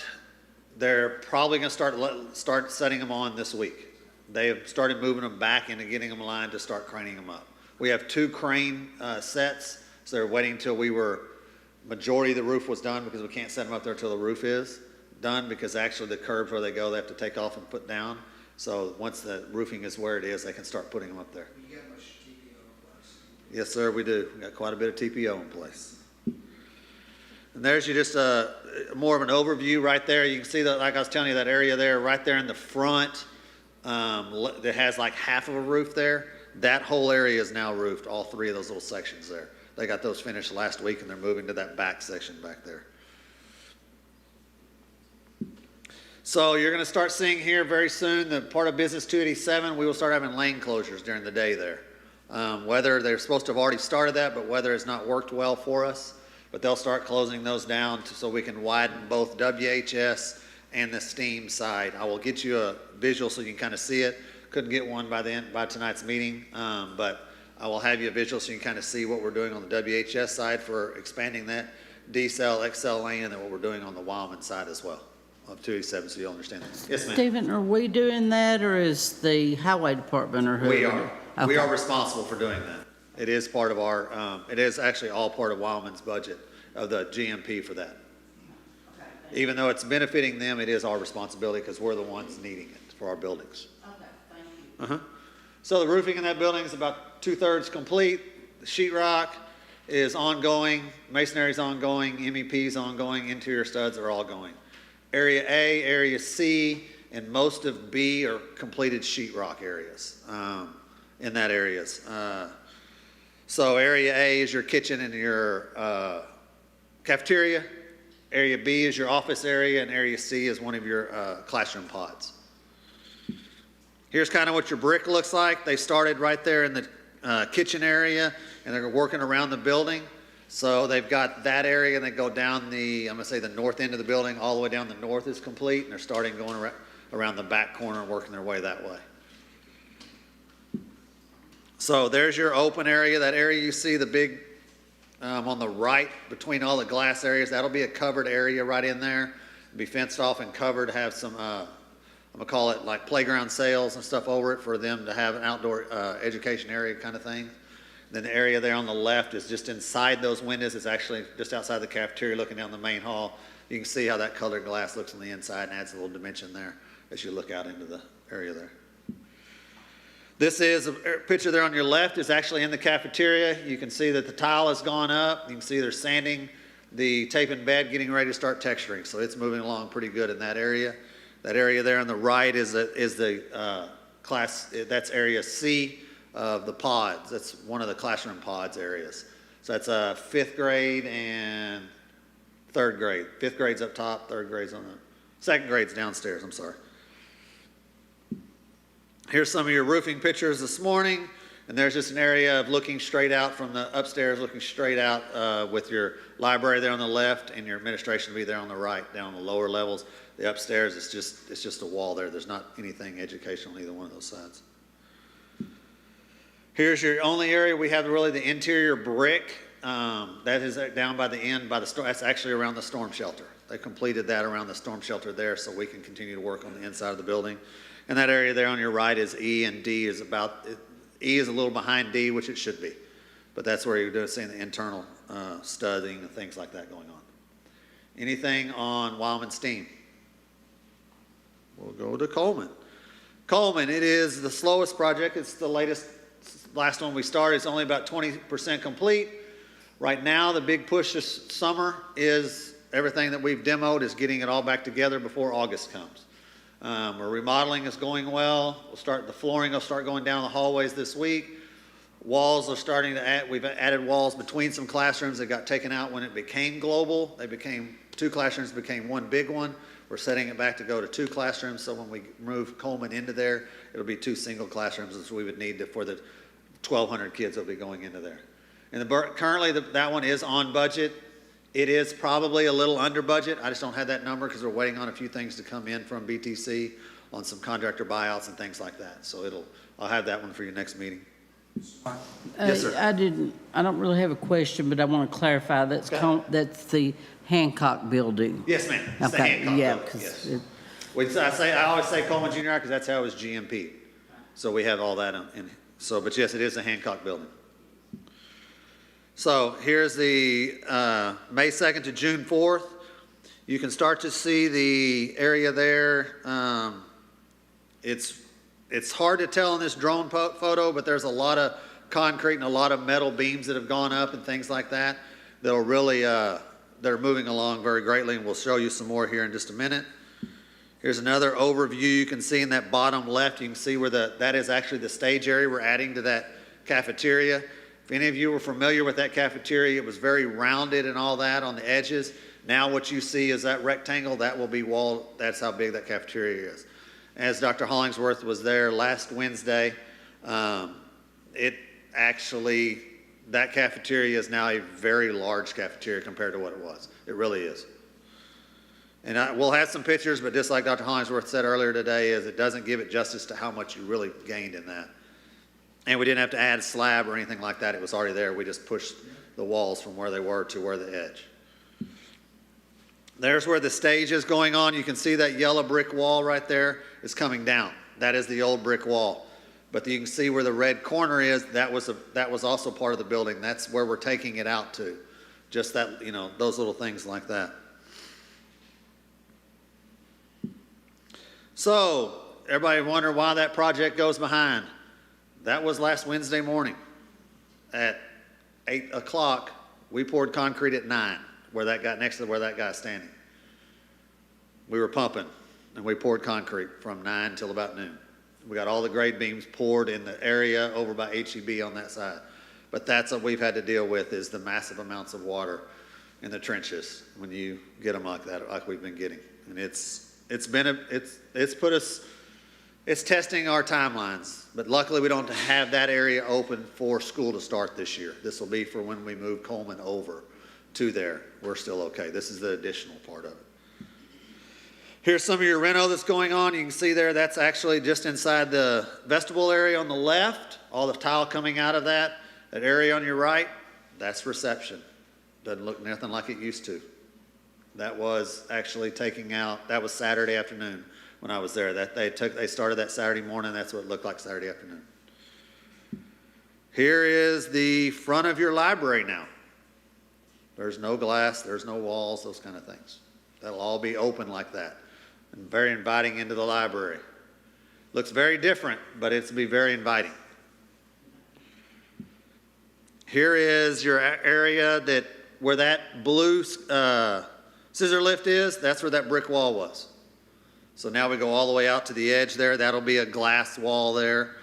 The top right is the stage area where you see that little square dead in the middle and that beam. That beam is due to come out probably tomorrow or the next day. And it's a massive beam going in, but we're taking that support pole out so it's not sitting mid-stage, right in the middle of the stage, basically. And the picture on the bottom right is where they started this morning on the band hall. That wall that you see there on your left in that picture will be coming out here probably by the end of the week. It'll be out, removed. Here's some of your hallways just stripped down to put new flooring in. And then here's the other side of that cafeteria where you can see where the sky track, or where the big skyjack and that scissor lift would have been outside in the old building. That would have been outside the building. And the big sky track right there would have also been outside the cafeteria, which now that'll be part of the inside of the cafeteria there. Any questions on that building? Okay, we're going to move to Prop B, Waxahachie Creek High School. Ready. Timeline is still on as expected. Budget, yes, currently we're working with Poe to get an estimate by the end of July. We'll give them some prints. About 30% drawings will be completed by the end of the month. We'll give it to them. They'll get us a cost analysis by the end of July.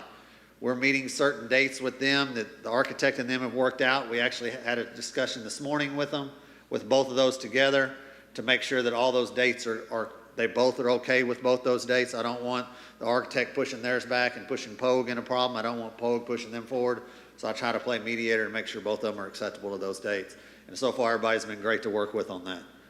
We have currently meetings with TxDOT and the city monthly on the traffic impact analysis. We'll call it a TIA, but that's what it stands for. That's how we're impacting the area around the high school for parents coming in to pick up, parents dropping off those. How are we getting them all on property? How are we dropping them off not to have them stacking out on the spur or Old Italy Road and those things? We're also having meetings with TxDOT on spur 394, which is a new loop that'll be going in right across the front of the building. We'll go from 77 over to Howard Road, the first 1.6, I believe it is? Correct. 1.6 miles will be the first thing they'll do, and they're still on track. We just got their drawings, their 30% drawings Friday.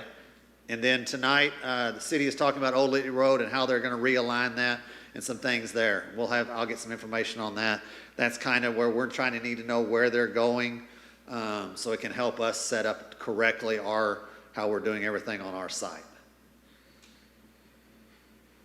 Then we're setting up a lot of meetings. Actually, we're having them, they got set up today with, we're having them on Monday with drama, choir, science, art, library, sped, nurse, kitchen, general classrooms, those kind of things with the department heads and critical people within those departments. Dr. Abert's setting those meetings up as to people that will give us input back as to what they like about WHS, what they don't like about WHS, and things that we can improve or not say, no, this works great, we don't need to improve it.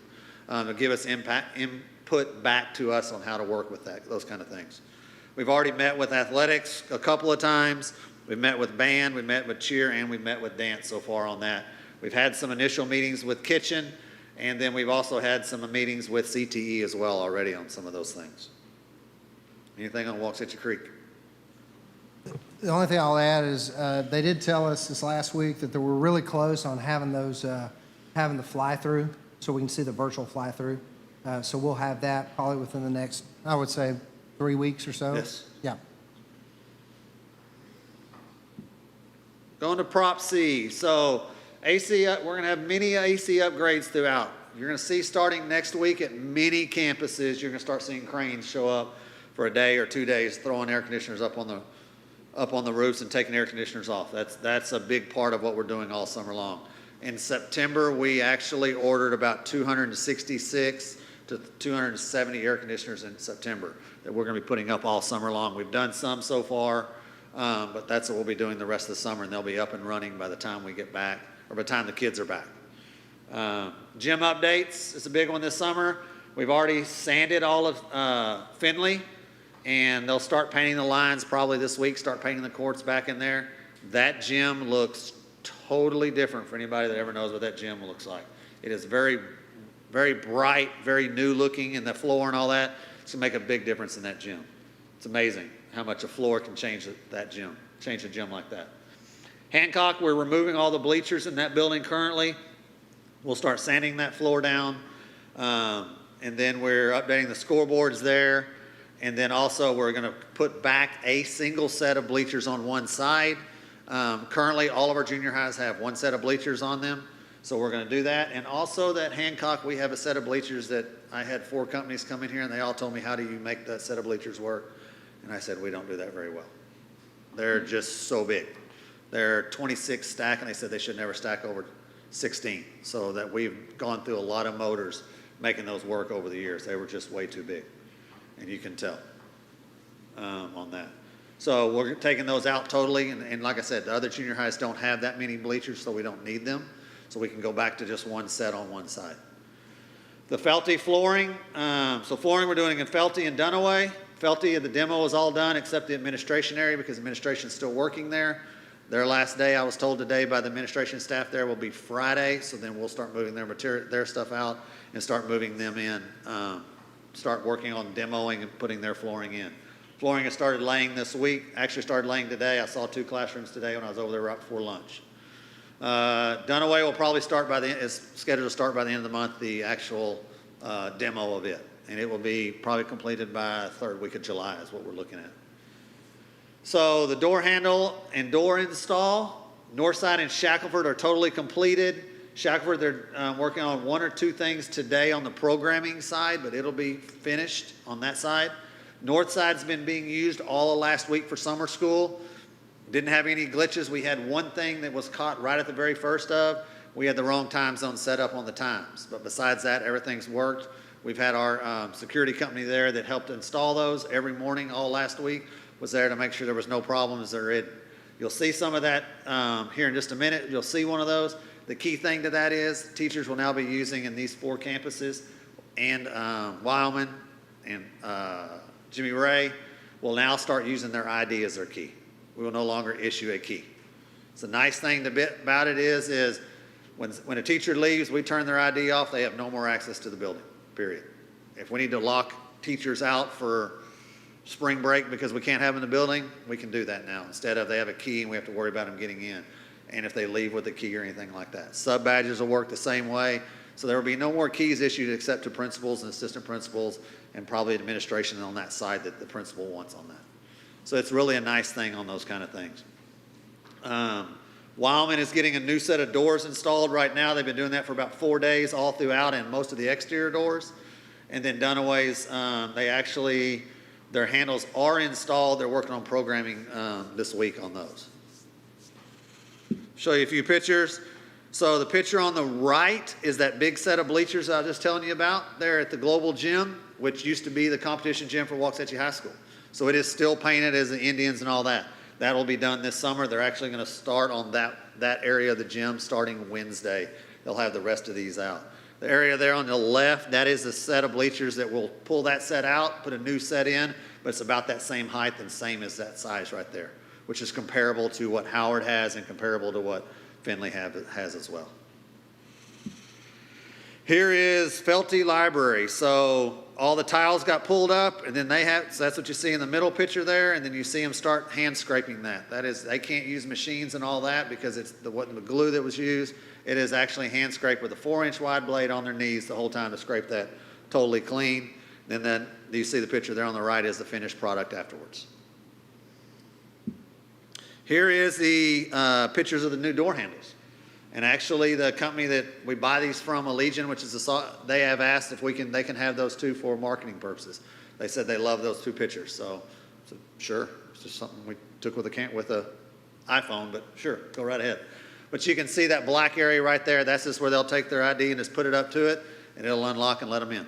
It is battery operated. It is Bluetooth connected. They will get trained on when the batteries are going low, what to do and all that. It'll give them plenty of warning. It won't just like batteries no longer work. They'll get warning when they're starting to get low.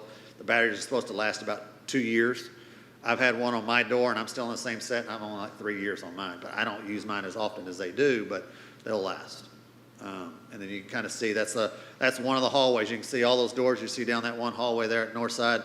You don't realize that there's that many doors in a hallway, but when they're all open like that, it looks kind of neat. And then there is your Findlay Gymnasium floor. Doesn't look like the same gymnasium, does it not? That's what I'm saying is it's amazing how much that can make a building look, an area look so new, just by going in and sanding. And we will not use polyurethane on it. We'll use the water-based, which will keep it looking white, a lot like you see at WHS's gym. You see at Howard's gym. You see it at Coleman's gym currently. We'll keep the water-based, so it'll keep that instead of the yellowing on the floor. Anything else on Prop C? If not, I'm going to turn over to Bob Myers with AGCM. Thank you, Board. Dr. Hollingsworth. This evening, you have a copy of our May report, similar format that what we had in April. I'm going to point out a few things for you. Behind the first tab is the Jimmy Ray project. And as we talked about before, we have the project health indicator. And Stephen mentioned a while ago that we have potential budget savings for Jimmy Ray and STEAM currently identified. And we're working towards Coleman project to get to that point too. So what AGCM can do to help monitor that, as we have proposed work coming in from the contractor, we will always analyze that. We'll talk about anything that we see that doesn't seem to be in line for any potential issues. So that's one thing that we do to help with that. The other thing is every month we meet with the contractor and the architect. We go through their pay app. And so the pay apps, they will have different things that are added. We make sure that those things are meet to prior agreements. They'll provide materials. Sometimes they'll give us photographs.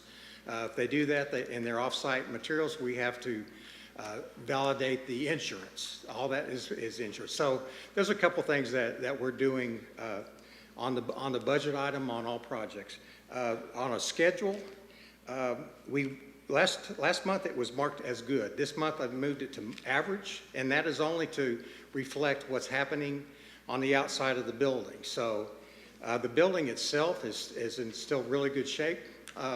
What we're going to have to monitor very closely, we'll have the temporary C of O and the certificate of occupancies coming up with the city. So we'll be monitoring that to make sure what those requirements are. If there's something in landscaping that has to be in place, then that's on our schedule to get that done. And then the next tab back is STEAM. As mentioned, those are all goods. Schedule, budgets, schedule, and quality. I didn't mention quality on Jimmy Ray. They're really good quality. We had a good tour out there today. Just very pleased with the materials as how they're coming together on that project. I believe you'll be pleased with that when that's all wrapped up. And then the last tab is our Coleman project. It was marked before as average. Just so you know, that back on the second page of Coleman, page 2, there's a scheduled performance. There's two things there worth noting. The substantial completion for the renovation work is 8/6, projected at August 6th. We believe they're going to beat that. They're working towards that, but that's the last. And then the second one will be February 15th to 25, that's for the whole project. So that's why those two different things are there. Do you have any questions for us? Any questions? Thank you guys very Thank much. you. Okay, next item on report by report C, informational update on the Waxahachie ISD Special Education Program. Ms. Heimbach. Good evening, Board, Dr. Hollingsworth. So tonight I'm going to share information with you regarding our special education program and our next steps for the 24-25 school year. All right, so in the summer, this last summer, 2023, the legislature met, and one of the bills that they passed was House Bill 3928, which put many new regulations, mandates in place for dyslexia.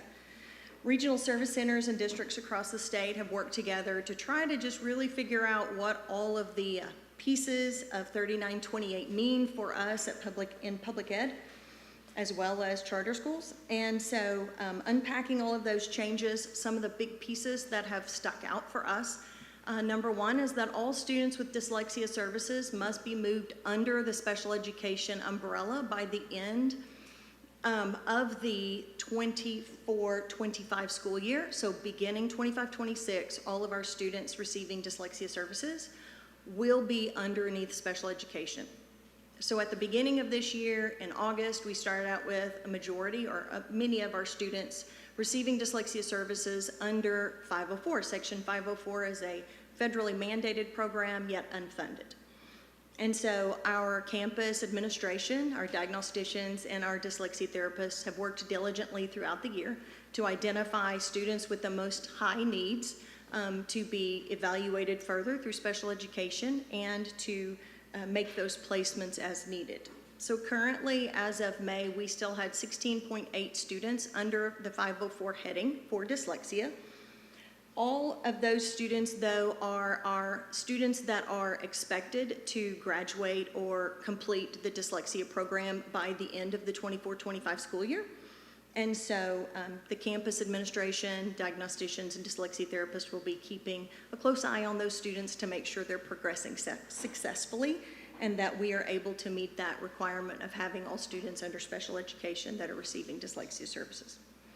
Another change that came out of that House bill was that there were many changes to our dyslexia handbook. Also, in regards to that handbook, they required the districts to choose dyslexia and dysgraphia curriculum. Now here in Waxahachie ISD, a number of years ago, we chose what I would say is probably the best dyslexia curriculum. We chose Take Flight through Scottish Rite, and all of our dyslexia therapists are trained through the Take Flight program. But the state has required that we also choose a secondary dyslexia program, a dyslexia curriculum. We chose Reading Horizons, which is a high-quality instructional material that closely mirrors Take Flight. And so students, whether they are receiving instruction through the Take Flight program or through Reading Horizons, they're both receiving high-quality instructional materials that are effectively helping students be successful in that dyslexia programming. For dysgraphia, there were some huge changes in the dyslexia and dysgraphia handbook, but one of those that they're starting to unravel, one of those pieces is that we had to identify a curriculum.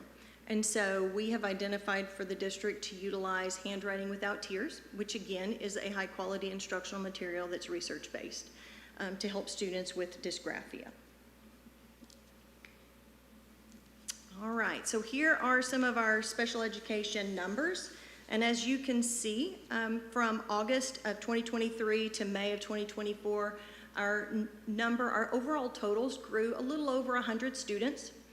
While our speech-only totals went down a little bit, just a tiny bit between August and May, I am going to add that 30% of our overall population receives speech services either as a primary, secondary, or tertiary disability. So while that number of speech only went down, our number of referrals that included speech services, for an example, would be like our students with autism are receiving speech services as well. Those did increase. Our dyslexia service totals, as of August of 2023, we had 1,160 students identified as dyslexia, needing dyslexia services in the program.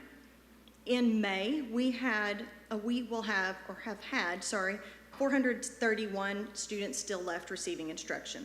So a total overall that have completed the program and or are monitor only is 729 students. Now with this most recent initial evaluation piece for the district, we've included 200 students to that dyslexia programming. So our numbers of students that will start in the dyslexia programming next year is around 630. All right. So a year at a glance for our referral testing data. So we tested 368 students for the 23-24 school year. Out of those students that we tested, 87% qualified for services. Our top areas that we tested this year are dyslexia, speech, and autism. Those were our three areas that we tested the most. The number of students that did not qualify were 47 or 13%. One of the things that we have, the data that shows a need for us is a more detailed process at the campus-based support system and our referral process. So this process runs through a committee at the campus base called the MTSS, or Multi-Tiered System of Supports Committee. So revamping this process is part of our next steps, and we will do that in collaboration with the Teaching and Learning Department. All right, so as of August, we turned in all of our compliance data for the state performance plan indicators, and we found out that we had missed timelines from the 22-23 school year, so it's a lagging indicator by 1 year. And specifically in the areas of timely initial evaluations, which means that when a student is When a parent gives consent for a student to be evaluated, we have 45 school days in which to evaluate those students. And that is the state performance plan indicator 11A. We missed 28 total evaluation timelines in 22-23 for that area. Also, we were not 100% compliant regarding our eligibility determination. That means that we have to have the admission, review, and dismissal meeting, what we call the ARD meeting, within 30 calendar days of that completion of the evaluation. We missed 3 initial ARD meeting timelines for the 22-23 school year. The reason for these errors or timelines being missed was a clerical error made to the program that we use to house our SPED documentation. The first day of school was listed errantly as a school holiday. And so that pushed a lot of our timelines off by 1 day, causing the majority of those misses. And so as part of that, we started a corrective action plan with TEA. We submitted that in October of 2023, and as you can see here, we have worked with TEA almost every month in regards to our corrective action plan. In January, we met with our TEA representative via Zoom regarding our process and what pieces that TEA suggested we put into place here as a district. We implemented those suggestions, which included retraining of all of our SPED department staff, in addition to crunching those timelines down a little bit, a few days, to give some room for emergencies. And so as of March 2024, when we met with our TEA representative and she reviewed all of the changes that we'd made, she gave us the approval to go ahead and do the final submission. We did that in April of 2024. We did our final submission, and that was reviewed by the TEA committee. And Dr. Hollingsworth received a letter of our completion from TEA in May of 2024. So our next steps moving forward is with this particular corrective action plan is we just have a few clarifications that we have to turn in July to finalize the program, and then we will be complete and back in compliance. All right, so our next steps for special education, one of the things that I've noticed in my year, this is my first full year to be finishing in this position, and while we've had a lot of successes, there are some few improvements that we want to put into place. One of those is strategically working through our elementary intervention program to increase what we call Tier 2 and Tier 3 support and reduce our referral systems. And so that is part of that MTSS or multi-tiered system of supports that I addressed earlier. We'll be collaborating with the Teaching and Learning Department, Ginger Robinson and her department for behavioral pieces in order to be able to help students be more successful in those academic intervention areas. Last year when I took over this program for the special education piece, we had a number of staff members resign.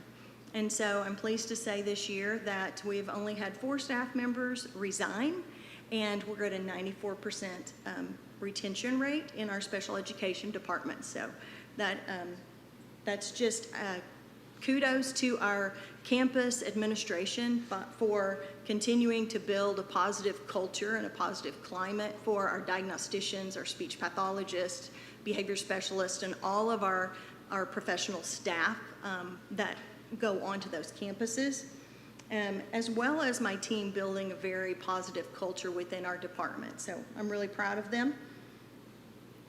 And the last thing is that the next thing that we're going to continue to work on is training of our special education staff, specifically on the campuses. So moving forward into next year, some areas of improvement we've noticed is that our special education staff have been lacking in a little bit of that professional development specifically designed just for them in the area of IEP development. That's the student's individual educational plan, and developing those that are appropriate and rigorous enough to help challenge a child to move forward and be successful, as well as progress monitoring. And so our staff is going to work with the principals on campuses in those areas moving forward for next year. What questions can I answer for you? Ms. Heimbuch, are all the dyslexic services, are they pullouts, or when are they, when are the students serviced? That is a great question, Ms. Kriegel. They are pull out. Typically on a campus, students are pulled out for either 45 or 60 minutes, depending on the campus and what the dyslexia therapist has worked out with the principal on the campus that works best with their master schedule. Moving forward into next year, we are really working hard to try to ensure that students are in the Tier 1 instruction. That's the general educational environment as much as possible. And so Jamie Winters, our coordinator of specialized instruction, is working with the campus principals and the dyslexia therapists to try to make those pull-out times be either during an intervention time or a time that is not going to affect that Tier 1 instruction. Anything else, Ms. Holmes? So is intervention time built into the day also? Yes, intervention time on campuses is part of the day. It depends on the campus when that time is. Some are built in throughout the day and some are in one chunk. And so we haven't seen all of the campus master schedules yet this summer, but Jamie's working with those principals to ensure that we're building that in as best as possible. Thank you. Yes, ma'am. Any other questions? Anyone else? Thank you. Thank you, ma'am. Okay, item report D, informational report regarding active shooter drill at Waxahachie High School. Mr. Avensheim? Thank you, Mr. President. It's my honor to introduce Thomas Griffith. He's the Emergency Management Coordinator for the City of Waxahachie. On June 14th, we're going to have a major event at Waxahachie High School, and Mr. Griffith's going to talk about the event that's coming. But we're going to have a substantial active shooter drill with the help of multiple first responding agencies: Waxahachie Police Department, Waxahachie Fire Department, EMS, Baylor Hospital, and other law enforcement entities. We're grateful for the partnership we have with the City of Waxahachie. We're particularly grateful for the work of Thomas Griffith. He's an amazing partner. He helps us with our emergency planning, and he has helped us immensely over the course of a year plan for this event. So very thankful to have him here this evening. He'll be back here on Wednesday at our crisis management team meeting, and he will be with us all day long at Waxahachie High School on June 14th. To all of our stakeholders, to all of our parents, to all our community members, yes, we are aware there will be a lot of law enforcement and first responders at Waxahachie High School on purpose to be prepared. Here's Mr. Griffith. Thank you. So let me make sure I can tell this thing to go forward. Just tap it, okay. How simple could that be? So, yeah, as he said, on June 14th, we're going to have a big exercise. And we have been working on this. Actually, we started even before Uvalde, but when Uvalde happened, we started looking at a lot of the stuff that was coming out about that. And so it started all the talk and the discussion and where we were. And I can't help but say how blessed we are with how cooperative the school district has been. You know, I get a lot of things from a lot of people at other cities, and, you know, they say, how'd you do this? How'd you make this happen? And it's like, well, we just asked, and it happened. So a lot of them don't have that, and so you ought to be very proud of where we are, because I've been around and I've taught a lot at a lot of other places, and we're just uncommon. So it's been completely remarkable about what we've been able to do. And so that is just as much on the school district and the willingness and the cooperation of the school district and realizing this is important. We don't want it to happen. And when I started building this exercise, I kind of started, well, I don't want to have casualties, and I don't want to have a bunch of people hurt. And then I talked myself out of that and said, no, we have to prepare for the worst. If it's better than that, good. If it really does happen, but let's make it bad so that we're ready for the worst. So that's what we've done. And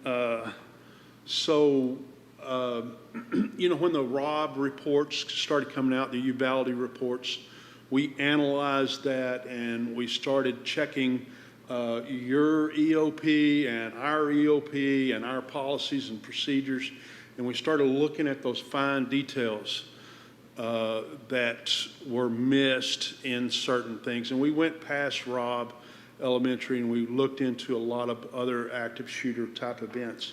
And so we started developing a process that we could go through. Now I want to say that this exercise on Friday is kind of the tail end of that. We actually started looking at those SOPs and policies and everything, and then we started a training program a lot for our officers and our first responders and everything. And then, so we even moved that into tabletops. So you can see here in this picture, I've got a gigantic map of the school, of the high school. Well, actually every school. And I bought little match car police cars and fire trucks and ambulances, and we have our radios there with us, and we get all the players together, and I get them around this map. And we go through the 125 competencies that come out of those reports that we need to be doing if there's an active shooter. See, an active shooter is not something that, it doesn't happen everywhere, so you got to learn by doing stuff like this. You got to be prepared. You got to have everybody on board. So we've taught dispatchers, firefighters, paramedics, police officers, the SROs, the marshals, the hospital, our ambulance personnel. We've made everybody go through this process, and we kind of gave them the blueprint of how we're going to respond. And you can see here more. There's a better picture of the map that we have, and you can see, a police car up there, and we go through that process. So I make them go through every step of that process. Here's the 125 different things that they have to master and do in an active shooter if you want it to go well. And so we've trained everybody on that. This is the evaluation form that we're going to use on Friday to check off. We'll have evaluators out there that are evaluating their performance as they go through this drill, and they'll check this stuff off. And did all these things happen, and did they happen well? And give us feedback, and when we get that feedback, we'll make changes and improvements in our policy. I don't expect it to go 100%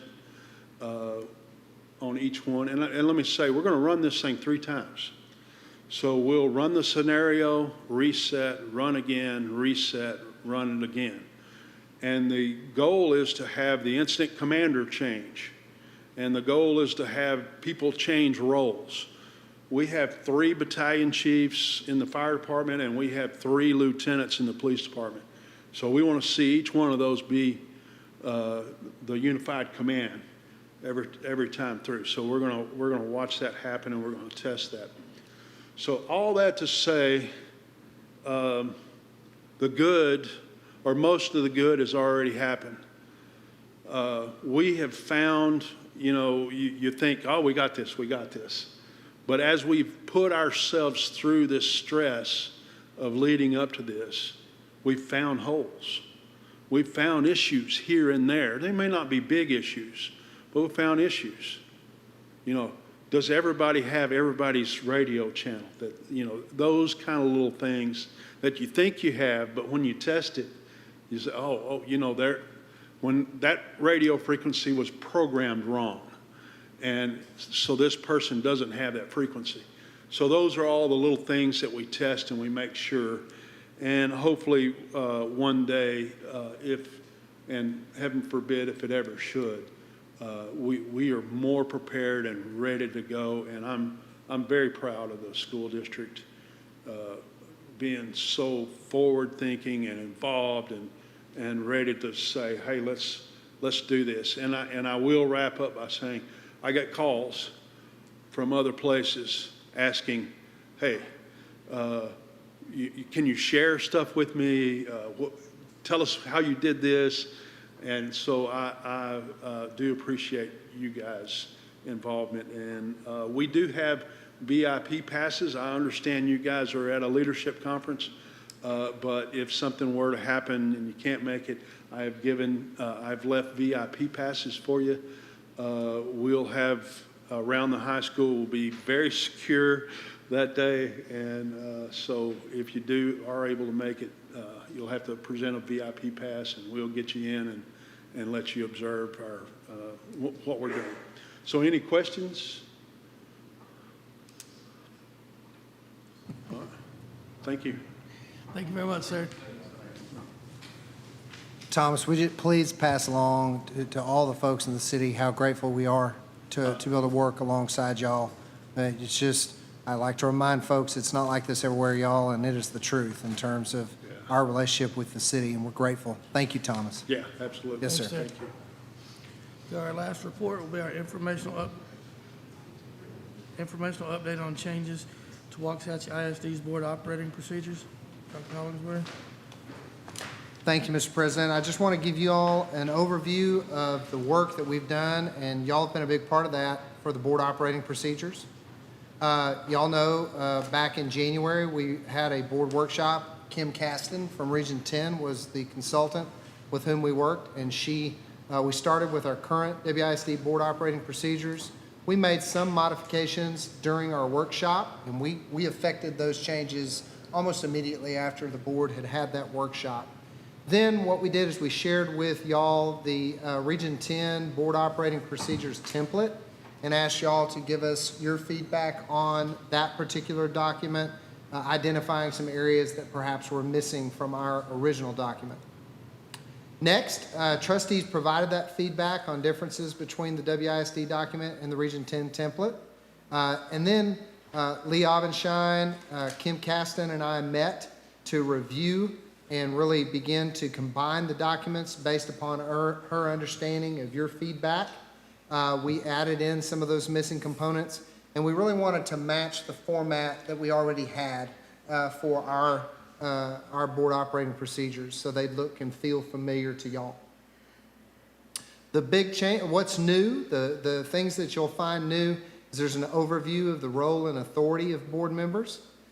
We gave additional information about board organization, really to match what we do, what our practices are, officer election timing, how it is that we would go about filling a vacancy if we had one, how we do our oath of office procedures and timing.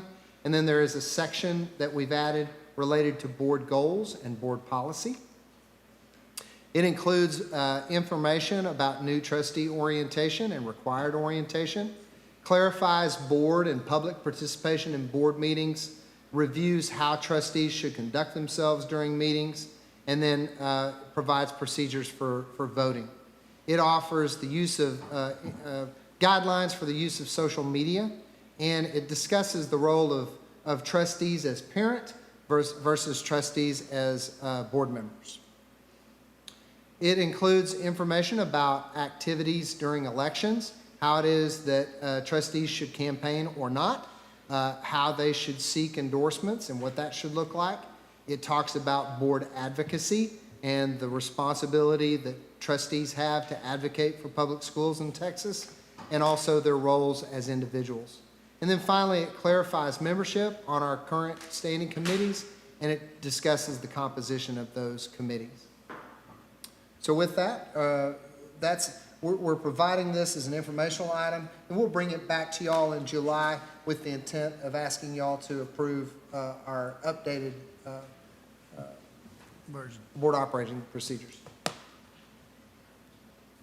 Questions, board? Okay, thank you very much, sir. Yes, sir. All right, our next item will be our consent agenda. We have a rather lengthy one this evening. Items A through Q are up for consideration. I move we approve the consent agenda, items A through Q. Motion by Mr. McCutcheon, Second. second by Mrs. Timmerman. Any other discussion? All in favor say aye. Aye. Opposed say nay. Motion carries 7-0. Moving on to action item. Action item A, consideration with possible action to approve a waiver that allows us to count staff development time as part of our 75,000 minutes. Mrs. Mott. Good evening, trustees and Dr. Hollingsworth. We are seeking your approval this evening to apply for a waiver through the state that will allow us to use professional learning minutes toward potential bad weather minutes in our 24-25 calendar. Our 24-25 calendar currently includes 2 days that can be used in case of bad weather. With this waiver, we can apply an additional 1,200 minutes from our professional learning calendar that you see here on the screen. We have those 5 days that we call our district deep dive days. On each of those days, we will have at least 4 hours of direct instruction with our teachers.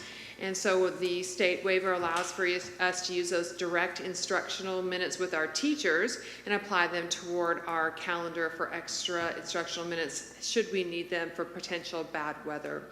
So that would accumulate up to 1,200 minutes for us, and we can take all 1,200 of those minutes, which is about 2.6 days for us, add that to our current 2 days that are built into our calendar already. It bumps us up to about 4.6 days that we could use for potential bad weather or anything else that would cause us to shut down one or all of our campuses. This last year we were lucky and didn't really need a lot of them, but years before we have used quite a few. So this bumping us up to 4.6 would be great in case that we do encounter bad weather next year. So I'm seeking your approval to apply for that waiver through the state. Can I answer any questions? So the state no longer requires us to put aside the 2 days, is that correct?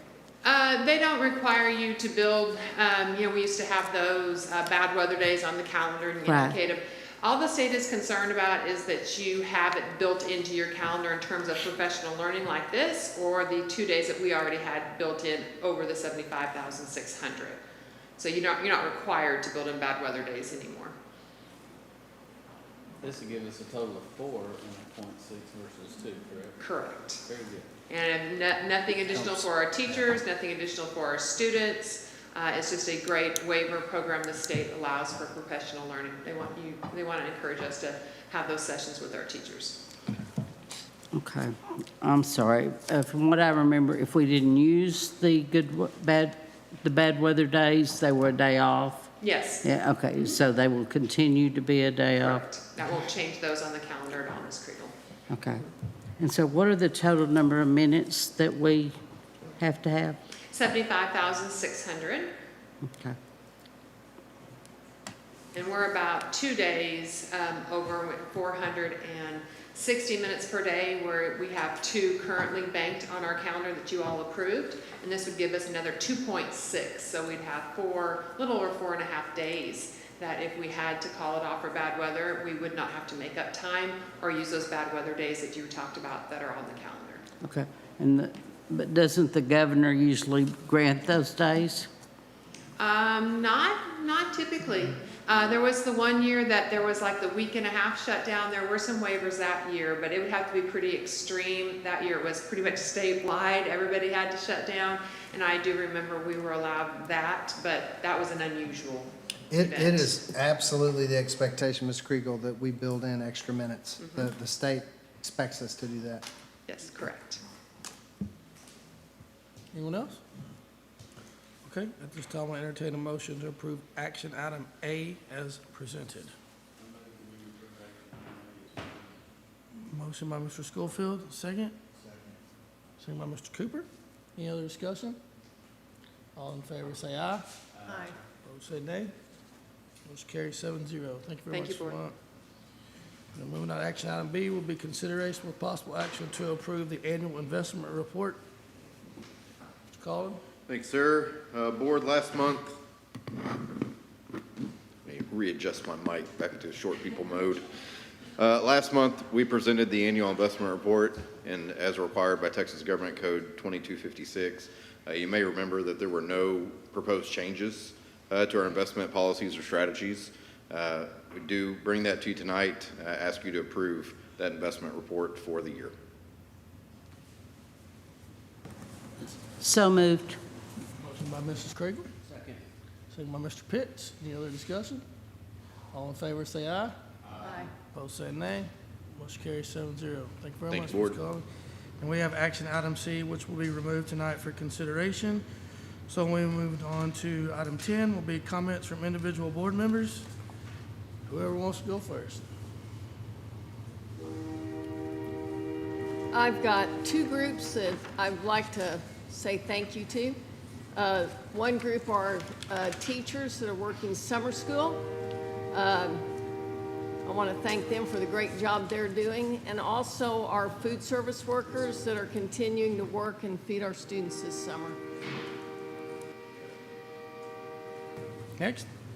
I wanted to thank specifically our maintenance department. At the end of May, my Student in Need Fund sent home groceries to nearly 200 families that were recommended by the counselors.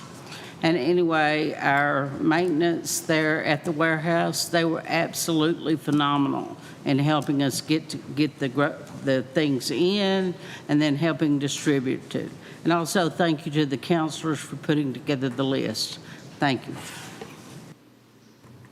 Anyone else? Okay, at this time I'll entertain a motion to adjourn. So moved. Motion by Mrs. Timmerman, Second. second by Mrs. Kriegel. All in favor say aye. Opposed say nay. Motion carries 7-0. Thank you very much.